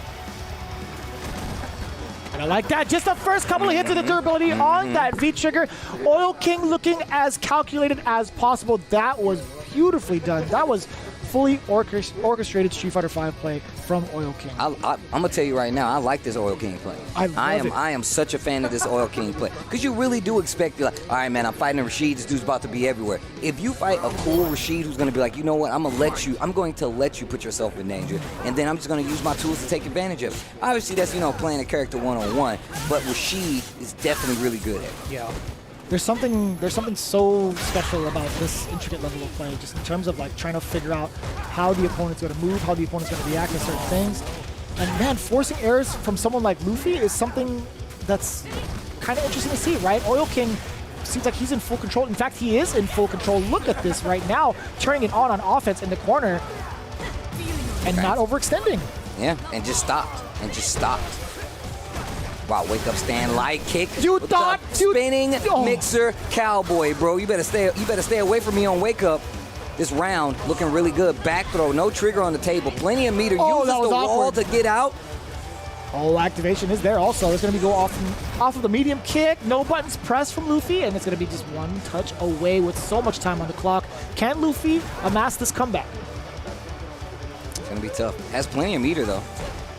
Oil King shouldn't get hit. Just does not want to get hit here. A good conversion and carry to the corner. You can get this knockdown. 2 bars of EX virtually working on another one. You tried to... From the 3-point line, hit my man in the face with a tornado. 2 points. I forgot that was a post. Yeah. Yeah, trying to just build meter in front of Rashid. Neutral jump, just to try to set it up. Stand light kick, not ready for it. All right, cool. Now in the corner. This is going to be very important now. With the amount of pressure that Oil King has put on in the corner as Rashid, it's absolutely vital. What a way to bust out past the tornado shot. Nice work and good call out. This is going to be a huge threat now. Spinning mixer on the way over. Roll 4 throw. Mega Man jump out. Nice chase with the 4 medium punch. My man's 3 for 3 with the EX spinning mixer. Even NL is just like, come on, man. He is giggling back there. He's like, I can't believe it. How do you stop this man? How do you read this man when it comes to using his meter and EX spinning mixer? Oh, you're actually almost dead. One more should do it here. And this is looking pretty good for the boys over at UYU. This is great. This is phenomenal. This is the kind of boost they need. If they can take down Luffy, it's going to be huge, but... They still got Phenom, though. Will Oil King crack under the pressure? Like, knowing the goal is right in sight. Will he crack under pressure, Steve? Is there going to be another round for... No, it's not! I take it back! What a time to be alive! Oil King using his strategy of the ambiguous EX spinning mixer to take down the round against Luffy. I think that's a good call versus Luffy. Luffy likes to play a little crazy sometimes. Obviously, this isn't his main character. Obviously, this isn't his main character. And then once again, that's what happens when you can play very, very calm with Rashid. People forget instantly that you have meter and they want to lock you down because they can't keep you in one spot. You got that back jump, you got the EX Eagle Spike to get out of a lot of situations. And once trigger comes on the table, that changes the game. Yeah. I love that pace of Oil King, and now they have the lead in this team battle. 2-2-0 victories at this point. That is phenomenal. Over Nordovan. That is a phenomenal stat to have right now if you're Team UYU. And again, it was prefaced with that interview. We're not going to look at the past. We're not going to focus on that. That is our ego talk. talking. We're going to focus on the present and ensure our positive energy gets this W. And I like that from UYU. I like that from Oil King and Kami thus far. It is absolutely electric. You can feel it right now. There's going to be a lot of tension going into it for NL, though, because again, hasn't really shown out with his secondary characters yet. Now you're going up against a fully powered up Phenom. You presented the challenge earlier. What are they going to do against someone like Phenom, who has a plethora of characters under his belt and is well versed in the world? It's okay. Focus. Okay. Don't talk to us. Okay. All right, well, here we go. What are behind those eyes, Ryu? The art of battle. A lot of pain behind those eyes, Amigo. I don't have any shoes on, bro. Like, what do you think? Like, them calluses all over my feet. Okay. So, as it stands right now, right, UYU has already considered the team choices. It came to our attention that UYU has intentionally made this order to prepare themselves for Phenom in this anchor seat. And it's come to fruition, right? We talked about it even after last week. We told them, it was like, yo, you guys really need to start paying attention to these team formats, or at least these team orders, because that's absolutely pivotal. You've seen what's happened in these first 2 weeks, and now it's starting to show up. This is the kind of strategy they want to employ, then you better make it work. Start executing. Tenko confirmed, forward throw, here we go. So you really feel like this matchup, you said you don't like it, right? But I feel like it gets dicey because the minute she gets meter, throwing fireballs, which is an essential tool of Ryu, becomes significantly harder, right? Yeah, I mean, like, there are a lot of normals to kind of stuff the startup of fireball from closer ranges like medium kick or crouching medium kick, standing medium kick, and standing medium punch, right? But it really depends. It really depends on how NL controls the ground. Oh, the stand light, not going to actually interrupt anything. A lot of times there you're looking for a dash, right? Just in case a dash comes up, but you still have to be very, very careful because you get caught swinging while that trigger's active, it's going to be bad news. Spin to win. Yeah, Karen just does it better when it comes to controlling the ground game and having those threatening presence with the medium kicks and the mediums. Just mediums in general, right? We cannot emphasize that enough. She could counterpoke pretty well with something like crouching punch, medium punch, medium kick. But standing heavy punch also could stuff out a lot of normals that he wants to throw out to try to get his pokes going. Yeah, but I feel like that standing heavy kick is really a space control tool that Karen right here, like right there, right? Like you have to be careful. Trying to use Tenko to get in. Oh, the shoulder actually works out. And there's the heavy kick. Go straight into activation. Tatsu to get out. I like the option. Punish. Oh, was it there in time? And that was a jab punish. Very interesting. I'd imagine, you'd be able to, like, just pretty much automatically. You had time to still... Oh, my God. Yeah, that's your character, bro. Just like the backdash, I thought she wasn't going to have enough time. That was wild. It's so much faster now. Activate. And the counter hit. Not enough. I don't know about that. Big damage. Okay. You're still gonna get that? Oh, I think, on block, I don't think she would have had trigger, but the fact that it was a crush counter allowed her to get that trigger. So that was a little dicey, I feel like. That game was fast as hell. That was a really quick first game. NL still in the stove. Goes right back to the Ryu. You have to play this. I feel like this match, if you're Ryu, you got to play this. This is going to be slow. This is going to be a slow-paced match. Damage cash out. Okay, wait a minute. Real close to stun. Goes for a back throw, but NL corners himself. He's going to give the entire back of the screen for Phenom to get out of there. Man! Low forward into the EX Tatsu. Wake up EX for Senha there. They're kind of swinging right now. I like the desperation call. It did halt the momentum from NL, and that's the kind of thing Phenom needed. Now the trigger is on board. No, sir. EX uppercut, get off of me. NL reclaiming that momentum and looking to seal it right now with the uppercut. That is perfect because he has been throwing out that information, throwing out those fireballs and some of those normals low forward to check the dashes, but NL finding the right time, seeing the sense of urgency, is like, all right, I know he wants to jump at me now. Beautifully executed. Goes back to that low forward range. Trying to stop Phenom from snowballing. And I feel like that's what's really strong about Phenom's play. Ooh, stand light kick buffer to the Tatsu as well. And the threat of the low forward from both sides, right? Okay, I like these switch ups right here. Not going to be able to do anything with that. Trigger activated back throw. Positioning in favor of Phenom right now. Even though he's down around in the second game. Trigger is active, just a little bit more left. Taking a turn back now, the fireball's still being implored right at the spaces he wants to be at, but that forward, the solar plexus gets stuffed out completely. skill to end the combo. Gets the knockdown. Dash up. A little meter on the side of Karen. Sweep jump out of the corner. Quick tech though. No crush. Stand medium kick. And now you're looking at it right. Still trying to be within that range where EX dash isn't going to be a threat against something like a fireball. But in trigger 1, it's so much harder to even catch because it's so much faster. Uh-oh. EX was sent again! Oh boy, he's on the mark so many times. No fireballs. You can't throw a fireball, bro. You could try. Nope. No. You have got to be kidding me. Phenom with that much control towards the end like that? I'm going to tell you right now what's happening is you can tell that NL is playing hyper-reactive. Hyper-reactive. It's true. And Phenom is literally just like, I'm going to stagger everything. Because if I get close enough, I know you don't want to deal with this pressure. Yeah. It helps that I know it was kind of at that zone in terms of life where the throw would have actually killed him. It helps a lot, right? You're seeing that factor, and I was like, all right, well, I can't take this touch anymore, so I'm going to try to risk it. Phenom playing it to a team. Taking advantage of the hyper reaction. Oh, finally gets a jump in. Not able to find the hit. Gets a little gray life, a little seasoning on the life bar. Okay, not going to be able to do anything with that sweep. Activate from Karen. Fireballs are still very dangerous. NL doesn't seem to mind too much, though. Yeah, from that closer range, he's definitely going to fire it off. But there it is. Yeah, switching it up to the low-medium kicks now. Cross up this time. Oh, Page that's huge. out the EX. And here we go. NL gets one on the board. Ties up the set. Last game here. UYU versus Nordovan. And look, did we see this coming? We're to the final game here. NL with the Ryu nonetheless. In the way that it's transpired, I don't know, man.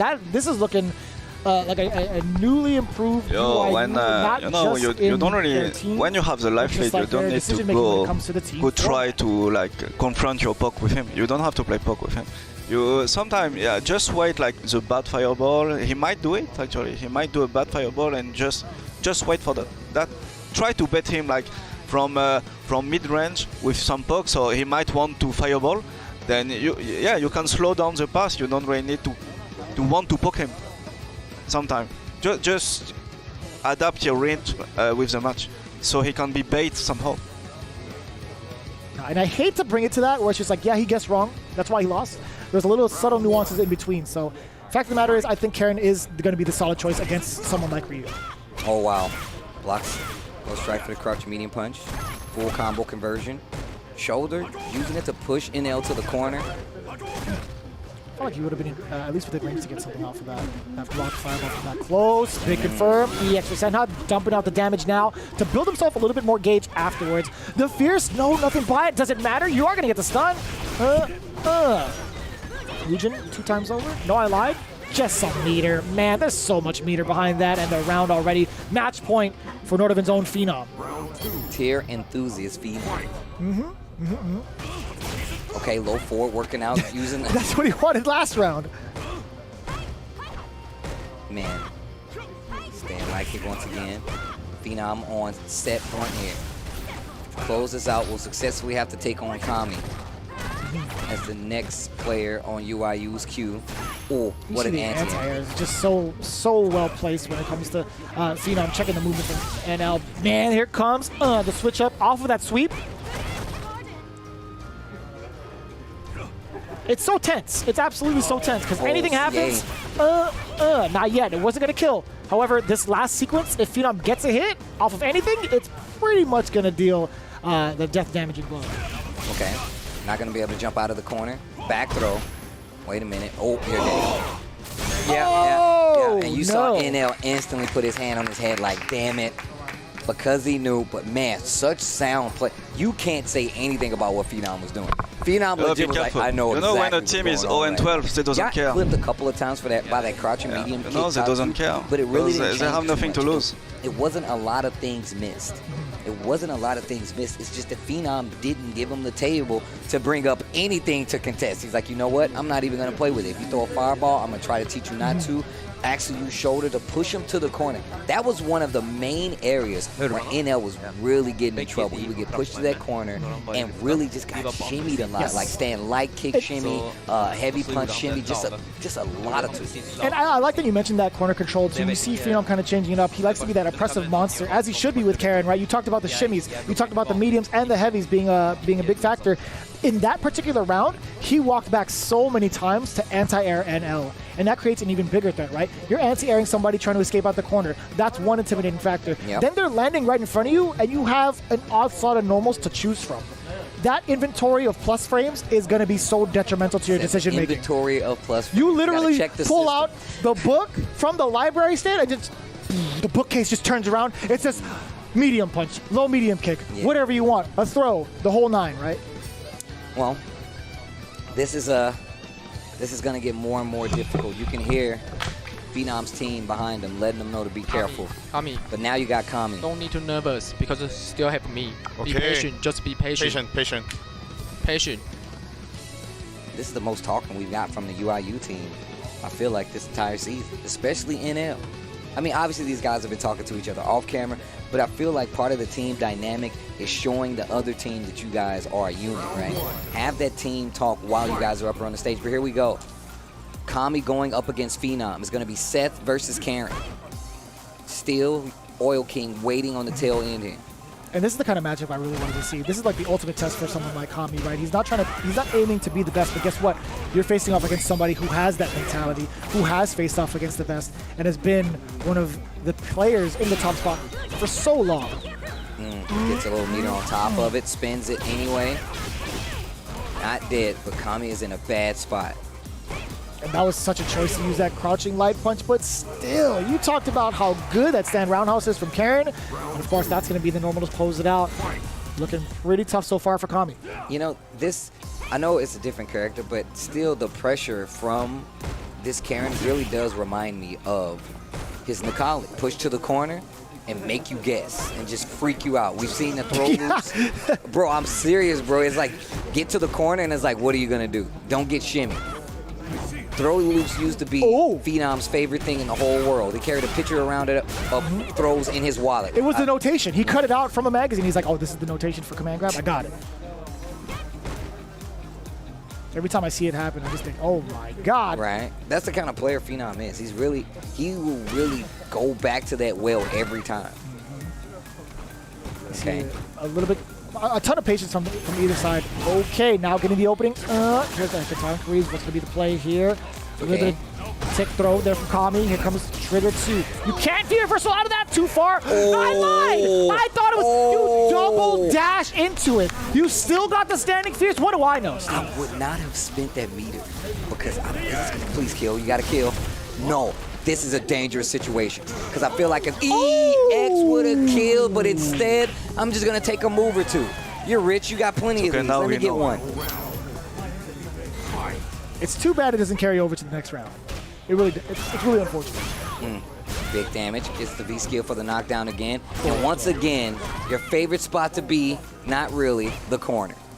Unless you're playing Karen. Yeah, you're not going to do reversal out of anything. You have to hold this mix. What happened? Yo, Kami finds the hit, spins the meter. What happened? Lots of meter, though. Phenom tried to hit a button and got opened up.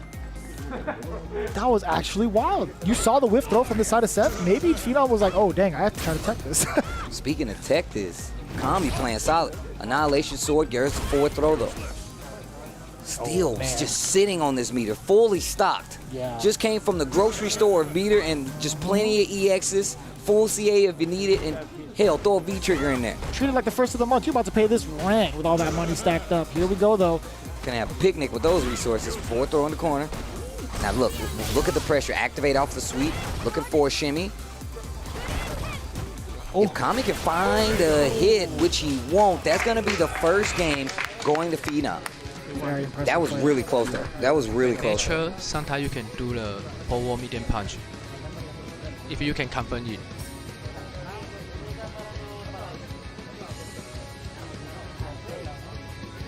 It's actually the same. You can see the startup engine. He just putting in his 2 cents and literally takes the headphones off. Veggie and both Luffy, I need to mention, aren't wearing headsets.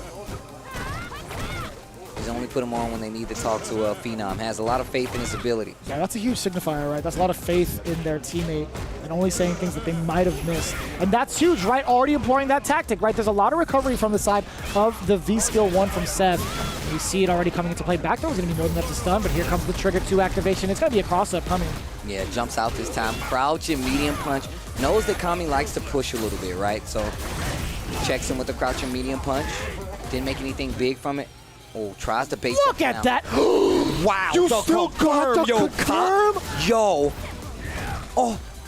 Not like that. Oh, man. Did you see the standoff? My man Kami just waited there forever waited there. and still got to confirm. That was godlike. But Phenom suppressing that momentum way beforehand. He's like, you know what? That's fine. Instantly just pouring water on the fire. That could have been Kami running that back. That was good, though. True. Man, that was good. Anti-air. Slow pace play. You can tell Phenom is really picking his spots right now versus Seth. Oh, jumps out. out. Way out of the corner. That's so smart, too. Kami is really paying attention to the footwork from Phenom. Yeah, you're stuck in this corner for a little bit. There's going to be the high-low mix-up instead. Or forward throw. What's going to happen afterwards? Ooh. And instantly goes for the reversal. Sweep activates, saw the button coming out, and you're gonna get hit. I like that. Even Kami's paying attention to the fact that Phenom likes to check, calls him out, gets a raw damage super as well. Oh, that was a punish. Oh, yeah, that was a check, a giant one. You gotta be careful. One thing about this fight right here of Phenom playing Karen is the fact that Kami obviously plays Punk a lot. So there's gonna be a lot of little tricks that Phenom might try to employ that won't be effective just based off of how much experience he has against Punk. I'm actually very surprised, you know, a player like Phenom would even try to do those mix-ups against someone like Kami at this stage, right? Because those really, you could just pretty much option select majority of those follow-ups from the Budokan in V-Trigger 1. The that was sick! Heavy kick yo Kami. Big fan. Huge fan. Oh, you're actually. Oh, no! Not like this. Not like this. Back to the corner. It ain't over yet. Trigger still on the table for Kami as well. Wake up. I like it. Activation coming up. You see Phenom preemptively put a button out there. That's the end of the trigger. And like I said before, you're not going to be able to get away with these little tricks versus a player like Kami. He plays Punk a lot. Anything's going to do it. The dash up, crouch short. Kami putting another one on the board. Let's go. I said this last season. Kami was looking like the best player on UYU. Got some very pivotal wins. Didn't get them a full-blown team battle, but Kami was playing well through in and throughout. Maybe this attitude, the Coaster's attitude, is working out, bro. Man, Oil King is hyping everybody up right now. Oil King is looking at the crowd. He's pumping up the crowd. It's too much friction in those shorts, man. You're going to start a fire. Keep it down over there, huh? Keep it cool. Smoothest legs in the business, bro. It's because of all the friction. Man, just jogging. No, gets honestly, like, that's the kind of teammate you want. Oil King has been pumping up the crowd. He's like, yo, come on, man, let's go. Let's do this for Kami. He was grabbing NL's arm, trying to rip it off, looking like TCC. Or that cruel disaster. I love it. That cruel disaster starting to add up, finding a lot. What a combo! Kami putting on the clinic right now in this first round of game number 3. This is a whole different Kami. What this is a whole different UYU. Kami. You said you think I'm just here to play games with you? I'm trying to look cool and whoop your ass. That's my life motto, bro. I got it tattooed on my back. Anyways. Look cool, beat ass. Look cool, beat ass. And I'm still going to look cool. Yo, get out! Get out! Overhead! Get out! Kami. Get out of here! Kami. Get out! Yo, Kami, is that him? And you can there's people in the back. I didn't even know that was a thing. Yo, Kami, he teaching out here. Oh no, getting a little too anxious with that one. Look at the stunt. Oh, and this could be the round. This is the round. Ooh-wee. He does not give a damn about style. Do you see the character I played? Final round. Yeah, that's cool. Scared money don't make no money. You got to earn those resources. I was born with it. It's better than Maybelline. Anyway, here we go. Back throw. We ain't talking about hair products. All right, here we go. Or any products, really. Here we go. That's a ton of damage coming from the side. That was way up there. I thought that was going to be punished. Nah, the heavy kick one. Crouch, jab. Yeah, and Phenom turned on the offense now. Phenom has the offense on just, wake up, wait a minute. Boy. Activation time. It's going to be a left-right. It is going to be a left-right. Great defense. Man, that was sick. What a good call out there from Phenom. Or excuse me, from Kami. But to no avail, really. I mean, look at this. Phenom in full control, all the meter in the world. And tries to go for a throw, not for lack of trying though. 2-1 Phenom, but man, Kami definitely making Phenom bleed a lot right there in that last set. And now the team battle point is going to the last 2 remaining members on UYU and Nordovan. This is going to be crazy. This is going to be good. Phenom goes up 2-1 over Kami, so that leaves only the homie in Oil King, and Oil King has been rocking the Rashid. This is good. This, I feel like, is good. Now just... It's going to be kind of tough, though, right? I feel like in the matchup, if Karen is the choice for Phenom against Rashid, that's going to be kind of a problem, I feel like, for Karen, which is exactly what Oil King was kind of looking forward to. UYU has planned this out. They were talking about having Phenom in this hot seat as anchor and just throwing all their resources at him, right? They did their job already with Veggie and Luffy. Surprisingly enough, it was a 2-0 victory for both of those cats. But right now, Phenom is in the potential to get our first OCV of the season. Well, I mean, either way, this is going to be tough on both sides. This is going to be tough on both sides. These are the kinds of matches that you see at offline CPT Street Fighter V tournaments. Once you get to around the top 16, these are the kind of matches you get. This one specifically right here, top 16, top 8 matches, this is what you're looking at right here. But even still, if you look at every match that was around that, these are all high caliber, high quality Street Fighter matches. And it's only week 3. That's the best part about it, is that we're seeing all of this develop in week 3. There's just so much information being thrown out there, right? You have 15 weeks of play, and you get to look at the first set of round robins, like what the band picks are, what the team formation is going to be like, and how they're just playing, and what the secondaries are going to be. That's absolutely important.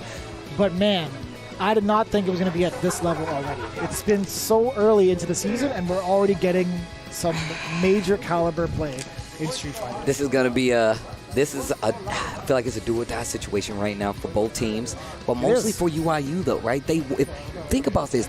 I feel like this would be an upset if UYU can get this team battle victory over Nordovan. That really shifts a lot of what people are looking at team strength-wise, right? Yeah.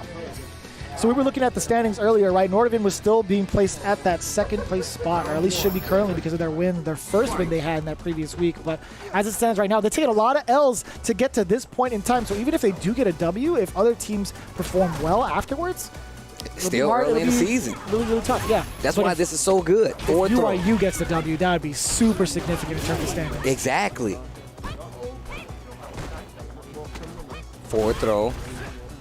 Just a lot of this pressure, right? Coming from that forward throw in general. Finding that escape option early is Oil King. And again, speaking of, look at the patented trademark. And firing right back, stealing it from him, looking like Seth instead of Karen. Okay.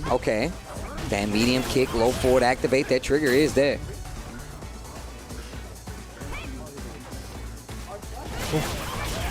Oki afterwards. Losing a little control here. Pressure gets the crush. That should be it. Oil King takes the first round. Just waits for Phenom to try to go in a little harder than he should. Eats the standing heavy kick, gets the crush, prepared with the trigger. First round going to UYU and Oil King. And this matchup is, I feel like, a little troublesome for someone like Karen, being able to chase down someone as mobile as Rashid, while at the same time facing off a character that has something like a crouching crouching heavy punch to stuff out those medium normals that she likes to throw out. That's tough. That's so tough to call. Like, you're trying to stop that dash and just too late. Off the backboard. No, you're right, though. Getting counter hit in that situation, just trying to, anticipate, is a really bad thing to happen, especially versus Karen if she has any meter, because chances are she's going to try to carry you to the corner. Oh, wait a minute. On the way down, too, there is a ton of meter from the side of Oil King, choosing not to spend it. Man, he's gotten so much mileage out of that. I think he's 100% so far in this entire team battle in terms of jumping up with the Eagle Spike. Here's that activation. Okay. Jump in, not going to work. Slow overhead finds his mark. Plenty of trigger, but not going to be needed. Round number 2, that's going to be Phenom. Good confirmed there from Phenom, catching a clutch when he needed to, right? Didn't want to let that life lead go. That could have been all topsy-turvy if Oil King managed to get that opener because of the trigger. But man, look at the meter now. Already where Rashid wants to be locking you down in this corner. What's going to be the escape option presented from Phenom? The Via Reversal now just walks out. A lot of air momentum. Ooh, okay. Anti-air, I like that. What a good read on what Phenom just wanted to do. I feel like you got to be careful, though. You got to slow this down. Lots of meter on the side of Karen. That means if she gets a hit, you're going straight to the corner. And now the forward throw. Change up from Phenom. Slowly pushing Oil King back against the wall. But what's going to be the option? Checking with the low forward. So is... Okay, there's the V-skill. I like that. From the activation into the Eagle Spike enhanced. EX Percent again, stealing away the turn. Removes the CA, though, right? Removes the CA, at least for this instance. So it's not a bad trade, and you still have the life lead. Oh, man, that Eagle Spike has really been doing some damage. The jump heavy kick has a lot of staying power, bro. Especially from Rashid. 100%, bro. 100% for Oil King. This man is taking away all of your options, and that's great. We kind of saw that before from the last team battle. When you see a player test another player's reactions and their fundamentals, how often are they going to go for the anti-air option? Yeah. Oil King sniffed that out just once, and he's like, I want to take some advantages. I have a dive kick. Like in a dive kick range or that can punish your crunch fierce. Try to take try to DP if you can, if in the right angle, so there is no manga.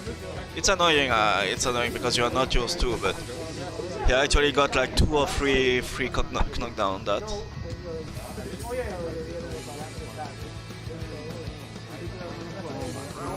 And you can see Phenom kind of keeping track of it, going to some of the air options, like you're going to use the wall now to get out of here. You're going to try to use this V-skill to get over here, and it's just not working out. Like just a second too late on some of these calls. Okay, air-to-air with the target. Combo. I'm liking that. Phenom making sure that anytime Oil King tries to get these shenanigans going with the air mobility, he wants to stuff it out once and for all. So again, in that phase of trying to reintroduce themselves. I like that. Yeah, Oil King now with the opener, but jumps himself into the corner. It's not going to be too bad. Yeah, so baiting it out with the wall jump. That's the second time we've seen that instance. Oh, crush. Get out of here. And standing heavy punch. Wow, thought he was going to block that. Gets opened up with the low. That's the only spinning mixer block. Look at the damage, though. Yo, damn. And the side switch off the wall. Oh, that's going to be huge for Oil King. Trigger 2 is on deck. You know it's going to be activated now. That's blocked. Yeah, but that trigger 2, though, you got to hold it. No, and that just cost Oil King a round. Overextending just cost Oil King a round. Phenom didn't only had that 1 bar resource. Why would you go in? I thought it was going to be enough, like in terms of the whirlwind shot to come in with the trigger 2. Just mistimed it. You saw the counter hit. Phenom definitely knowing the matchup. Definitely fishing for a counter hit here. Yeah, you can see it a lot of the times with the mediums implored from Phenom, but Oil King has not found a way to kind of stop him from doing so. Instead, initiates his own offense before Phenom gets started. Forward throw. Jumps out of the EX, uses the backboard. This time, Phenom finally gets a read on it. Those low forwards start to become a lot more potent, finding their marks. Oh, yeah, you're negative after that. Knockdown. Man, it's so intense. Oh! Oh, forward throw. You can tell Phenom getting a little anxious just instantly. Oh, once again, we got to change the trajectory. You got to check the wind before you anti-air out here, bro. Oh, boy. There's going to be a lot of damage. We're going to see a lot of carry as well. Just off of that simple combo. Forward throw. Now throw is going to be an imminent threat, but the Eagle Spike comes first. We're down to the final round. This right here can put UYU in a very, very important upswing and a very, very important first team battle win here in the early stages of Season 4 Street Fighter League. This is good. This is good. You know the team is feeling good right now, but you got to hold it together. Phenom is down the game, and this set is important. Full metered. Only going to spend a little bit. That was really smart by Phenom. Thing is, job's not finished, right? Phenom already striking hard when it comes to that. Yes, sir. There's going to be a lot of damage, and the corner already. EX, you're actually going to be close to dead. Stand light kick, and Phenom ran it all the way back. It is one game apiece, and that's why this is difficult. That's why this is difficult. Well, all the choices that Oil King has been making, changing up the speed on those dive kicks and just trying to play a little slower than he anticipates has been working out. But now, Phenom's getting the scent. He's starting to smell out your intentions, and he's not liking what he's seeing, and now he's calling it out. Finally gets the air-to-air target combo to stop the wall recovery, and it's not been easy, but here it is. Here it is. big adaptations made from Phenom in terms of just that factor alone, that tactic of using that wall jump against you. But I gotta say, man, that was mad close. Oil King already back in and firing range, trying to get the opener with the frame traps. But I like it though, doing a little bit of chip damage and trying to force Cardian into the corner a little bit earlier. Crouching medium kick just to harass. Standing medium kick moves Rashid forward a little bit, and it makes it so that mid-screen battle, that stay away from the corner battle, is a little easier. Anti-air, back dashes to get out, fight back to the middle of the screen. Strike. Still trying to whiff, punish something actually. And we see that come in from Phenom right now. Again, so much explosive damage coming back to back from waves of low medium kick, and now the meaty stand short is enough to spell another instance of death. But it's gonna be from this turn. I lied. Okay, gets out this time and tries to go for a standing heavy kick to activate that trigger. Got a little too overzealous, and now set point, team battle point, is back on the side of Phenom and Nordovan. Another fantastic start here for Oil King, but can he do enough to suppress the normals from... Man! Can we get a counter on how many times that's hit, please? Okay, EX this time. Still has trigger available on the side of Karen. Taking just about half life. 1 bar EX working on 2. Rashid has 2. Uh-oh, big crush counter with the crouching fierce. -2 after that, taking your turn, but here comes the sweep activation from Phenom. Checking the low, and the overhead does go. More of a carry downward. Gotta keep your wits about you. Don't spinning mixer, bro. Stand medium kick, activate. This is good. Gonna get the carry as well. EX Resenta again from Phenom, no fear, but instead he has the confidence. Oil King decides to interrupt the command dash through that normal cancel, and it's gonna be the final round now between these two titans. Here we go. Build that V gauge, also that damage. Oh wow, he's 100%. Actually, no, he blocked one. It was safe, so he didn't get punished. Yeah, that's right. It was in V trigger when that instance happened. However, getting away with it. Oh, wow, cancel a little too early. Had the hit, reset to get the throw. Small life leech, interrupt on the EX Whirlwind, and just backing up after that activation. Oil King wants no part of it. Better be careful with those jumps. We've seen the checks with the crouching medium kicks, the crouching medium punches. You cannot keep doing it. Oh, but you can keep doing that apparently. What was the reaction there from Phenom? He went for an overhead.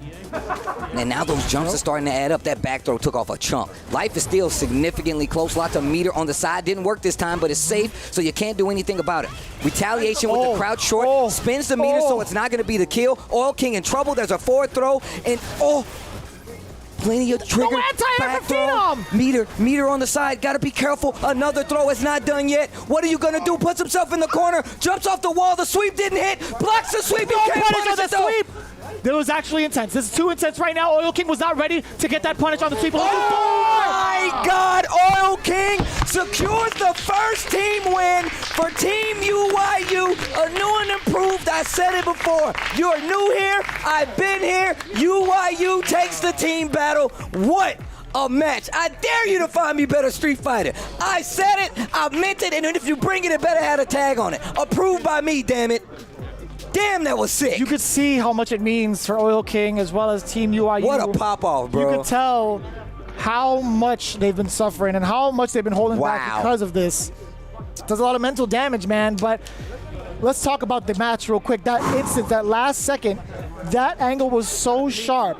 You were thinking to yourself, if you're a Phenom, oh, he's got to be going for this Eagle Spike. He's right above my head. He's going to try to catch me blocking. No, it was the cross-up. It was the cross-up. That was classic conditioning. He literally hit him with Eagle Spike every single time, and at the very end, the very last touch, cross-up, right in the back of the noggin, giving her a bald spot. That was actually ridiculous for Oil King to do so in that fashion. Wow, what a team battle. What a team battle, man. Congratulations to Team UYU getting their first team battle in 2 seasons. I hate to say it like that, but their first team battle in 2 seasons. Congratulations, UYU. This is definitely a sign of things to come. especially and hopefully with more wins to be included. This is really a blow to a lot of what the projections are looking like for some of these team strengths, right? If you're looking at Nordovan, you're like, yo, Phenom on the back end, this is going to be tough. Multiple characters as always, but they planned for it this time around. And this is what we were talking about last week. They're like, look, they need to look at this order. The order is important. And oddly enough, I feel like it was the same order, but a lot more effective. I actually think it was the same order from the last time they played. Is no, it? it wasn't. I don't No, it think wasn't. so. It was It can't be. actually That's not Oil King. possible. It was Oil King, Kami, and then NL. This time it was Kami, Oil King, and then NL. See, I got it right here. It was last time it was Oil King, Kami, NL. Yeah. This time it was Kami, Oil King, NL. Yeah, So, in the anchor position again. but that's what we were saying though. It's more about the order that you're going to send these guys up, because right now it's more based off of the matchup, one, and two, they're scouting a lot of your your team's characters at this point, so they're always going to plan around it. The order makes so much more of a difference than people give it credit for. Right. It's showing up right here, right now, with UYU getting that first team battle, Oil King clinching it out, and man, what a display. Shout outs to UYU and shout outs to Nordovan as well, man, just being able to keep it slow enough to give your opponent enough chances to make a mistake and for you to take it back. Not going to be the case in this instance because UYU got the battle. And we have an interview with our winners. But before we get there, I would like to say thank you, and especially thank you to Astro for holding us down here for Street Fighter League Season 4. They are the official headset and mix-up of Street Fighter League Season 4. And if you want to get some cool sounds for what we've all been using, you want to get yourself that A40. The best sound in the business. We've been using them. The players have been using them. And you should be using them too. And using that Twitch panel down below to make that purchase and try it out for yourself. Again, the A40 headsets by Astro. We couldn't do it without you guys here for this season of Street Fighter League. But with that, we're going to send it to Rob TV and Oil King on the stage. I could only imagine going through so much struggle, putting so much pressure on yourself. I mean, the entire last year, of course, you're the team captain, and here again, you guys actually start off 0-2. I even heard a comment come from Luffy's side, yelling 0-13, trying to get in you guys' head. And regardless, you were able to keep it calm and get you guys' first win. What does this win mean to you, Oil King? I think it means a lot because if you do everything, you need to have a start. So I think now UYU will start to win. 100%. And I'll tell you what, at the end there, Phenom was trying his best to hit you guys with the OCV. I remember last year there were a few games where you actually did come close to, you did great against some teams, and someone would just come back and reverse on the squad. And it looked like Phenom was in danger of doing that to you guys this time. What was going through your mind when you're actually walking up to take that seat to fight Phenom, knowing the pressure of your entire org is on your back? I think, I'm not sure, maybe before I go to the stage, it's pressure, right? Because Fina, he got NL and he got Kami. But even Kami is close game. So I think Fina, he already played with two good players. So I think maybe he a little tired. That's why I think before I go stage, but when I on the stage, I just focus. I don't think it's Fina, it's like just focus on Karim and the Rashi. And I do want to know, how has your team behind the scenes been throughout all of this? Like, leading into this match, what were you guys telling yourselves, telling each other when it comes to these matches? Were you just completely disregarding the circumstances? How are you keeping your spirits up to be able to perform at this level? For Finland team, so we just don't want to NL against Veggie. Yeah. Because Liu and Bird is very hard. Yeah. So I think the strategy is work. So when Kami get his first win, I think he spared me. Yeah. So for Ruby, I win too. And in the end, we just keep this. And from this point on, do you think that this win that you guys got, and with you being able to clutch it out there at the end, do you think that this now makes it so that all the pressure is off of you guys and you can more comfortably play like yourselves and just take flight from this point on in this competition? Okay, I think we will just celebrate for this moment. Yes. After this interview, we just keep focused. We will not just like you said, oh, confident, I already win. Yeah. I got this. No, we just focus with next game. Yeah. I think we'll be better. Very understandable. I'll tell you what, Oil King, I'm extremely proud of you, NL and Call Me as well. Call Me, look, if he didn't actually win that the last match right there, I would have loved to interview you, man, because you have been playing out of your mind. And I know you do get like some criticism and whatnot, or a little bit of hating and whatnot, but clearly you deserve 100% to be in your spot. Amazing play from you. Ladies and gentlemen, UYU getting their first win, and I believe the first of many. But before we close everything out, we are going to have some comments from Steve and Vicious at the desk. But even before that, we have the Astro listening. Yo, when you don't really, when you have the life lead, you don't need to. You sometimes just wait like the bad fireball. He might do it actually. He might do a bad fireball and just wait for that. Try to bet him like from mid range with some poke, so he might want to fireball. Then you can slow down the pass. You don't really need to want to poke him. Sometimes just adapt your rhythm with the match, so he can be bait somehow. When he's got low health and you're over 3/4 screen, he's looking for crouch medium punch. So only use the stand. Try not to use stand medium kick. Only poke with stand medium punch. Good stuff.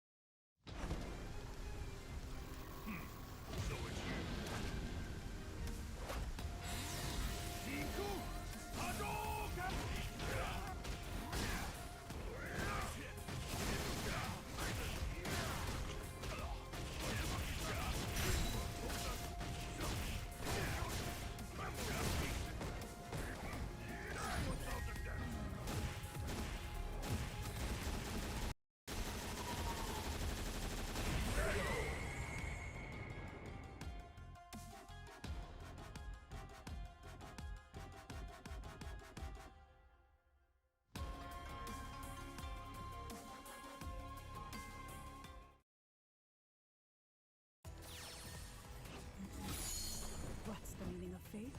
You shall know. Was that a shot? Sword fire! Punishment! Was that a shot? Can you keep up? Sword fire! Sword fire is the end for you. It's your destiny. Soul powers nature. Fate or a foe!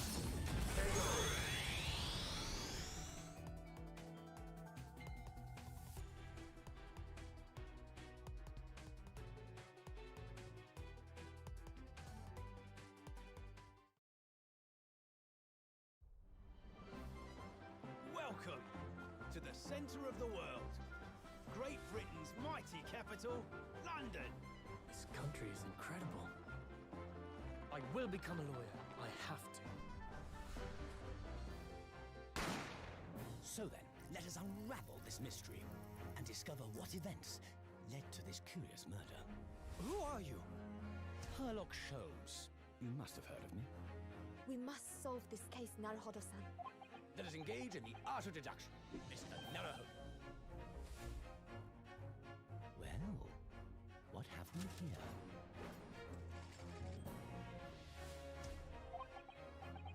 It would seem the truth is now tantalizingly close. The defense demands its right to a cross-examination.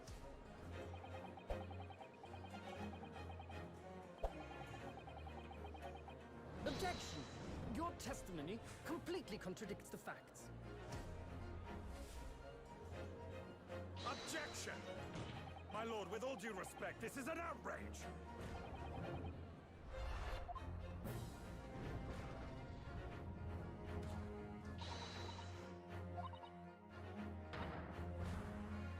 You're the best lawyer in the world.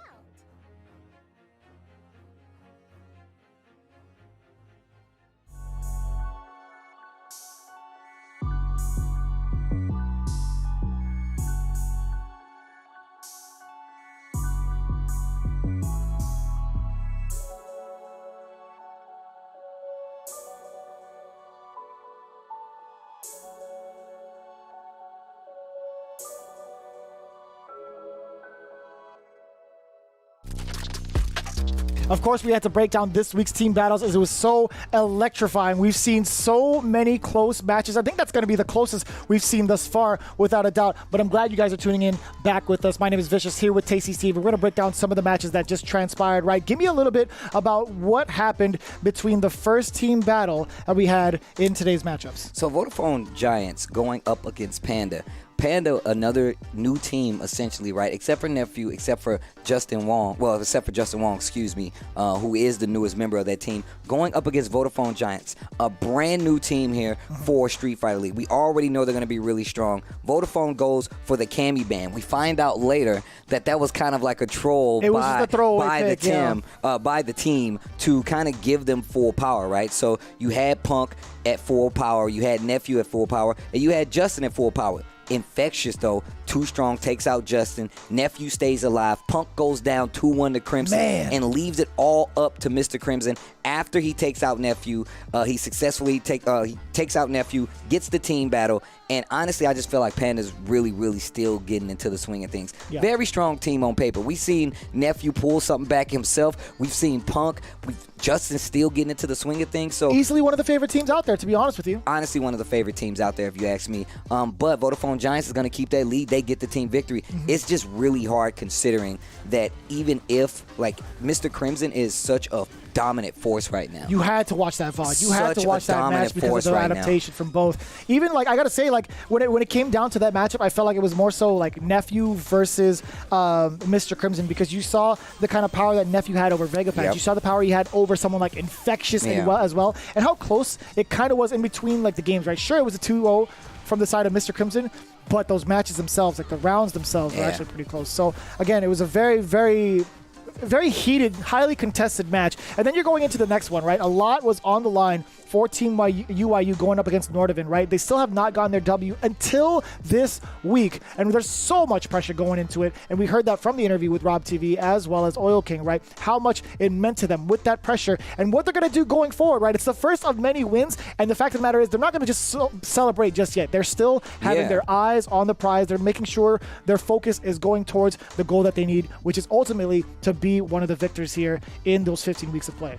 Well, I'm going to tell you right now, Kami came out getting the first leg of that victory for UYU today. Convincingly. Really set the pace. Oil King getting the 2-0 versus Luffy. NL unfortunately went down to Phenom, but the order planned around it at this point in time. And this is one of the things that we were saying that UYU needs to work on. They need to work on that order because these guys are really trying to snipe you and give you the most challenging time when getting that W.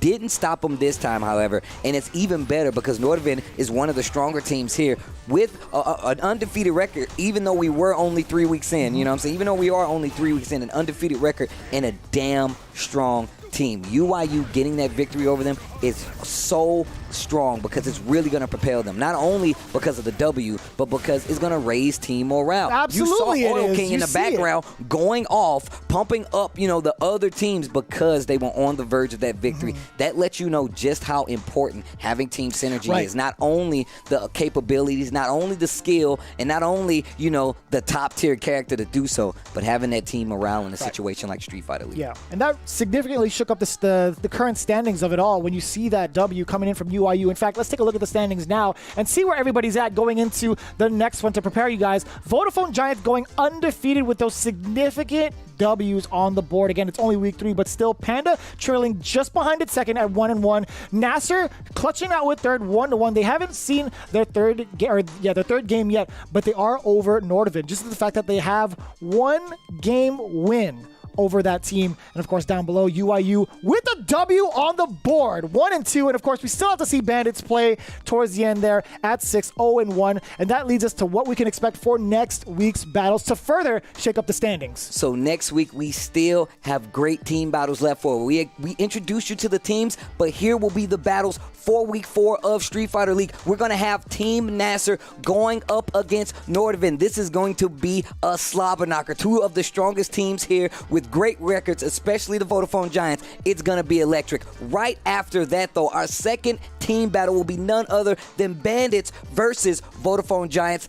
That is going to be a banger. Two well-knit teams, whether they be rivals or countrymen, these guys are going to slug it out. A nice variety of characters in between this next team battle. I honestly can't wait to see what we're going to have for next week. These battles are going to be ridiculous, and I really hope you guys are around to check it out. Hell, you better be. Absolutely, you better be, because again, you do not want to miss all of the dream matches that have gone through each and every one of these weeks, and we highly encourage you guys as Street Fighter fans, as fighting game fans, to check it out again next week. This has been Street Fighter League Week 3, and we'll see you guys for Week 4.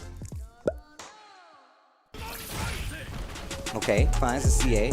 I like the cash out, actually, because that means you're going to have a lot to try to get back in this potential final round. Trigger activation. Oh. Damn! You like standing there, huh? He changed it from Street Fighter to a platform game. What just happened? Oh, no! Bro, right into the EX the powered up Hailstorm on top of that? Trigger Infectious is in a lot of trouble. Punches, you cannot keep doing that. Oh, but you can keep doing that, apparently. What was the reaction there from Phenom? He went for an overhead. And now those jumps are starting to add up. That back throw took off a chunk. Life is still significantly close. Lots of meter on the side. Didn't work this time, but it's safe, so you can't do anything about it. Retaliation with the crouch short. Spins the meter, so it's not going to be the kill. Oil King in trouble. There's a forward throw. And, plenty of trigger. Back throw. Meter on the side. Got to be careful. Another throw is not done yet. What are you going to do? Puts himself in the corner. Jumps off the wall. The sweep didn't hit. Blocks the sweep. No punish on the sweep. That was actually intense. This is too intense right now. Oil King was not ready to get that punish on the sweep. Oh my God, Oil King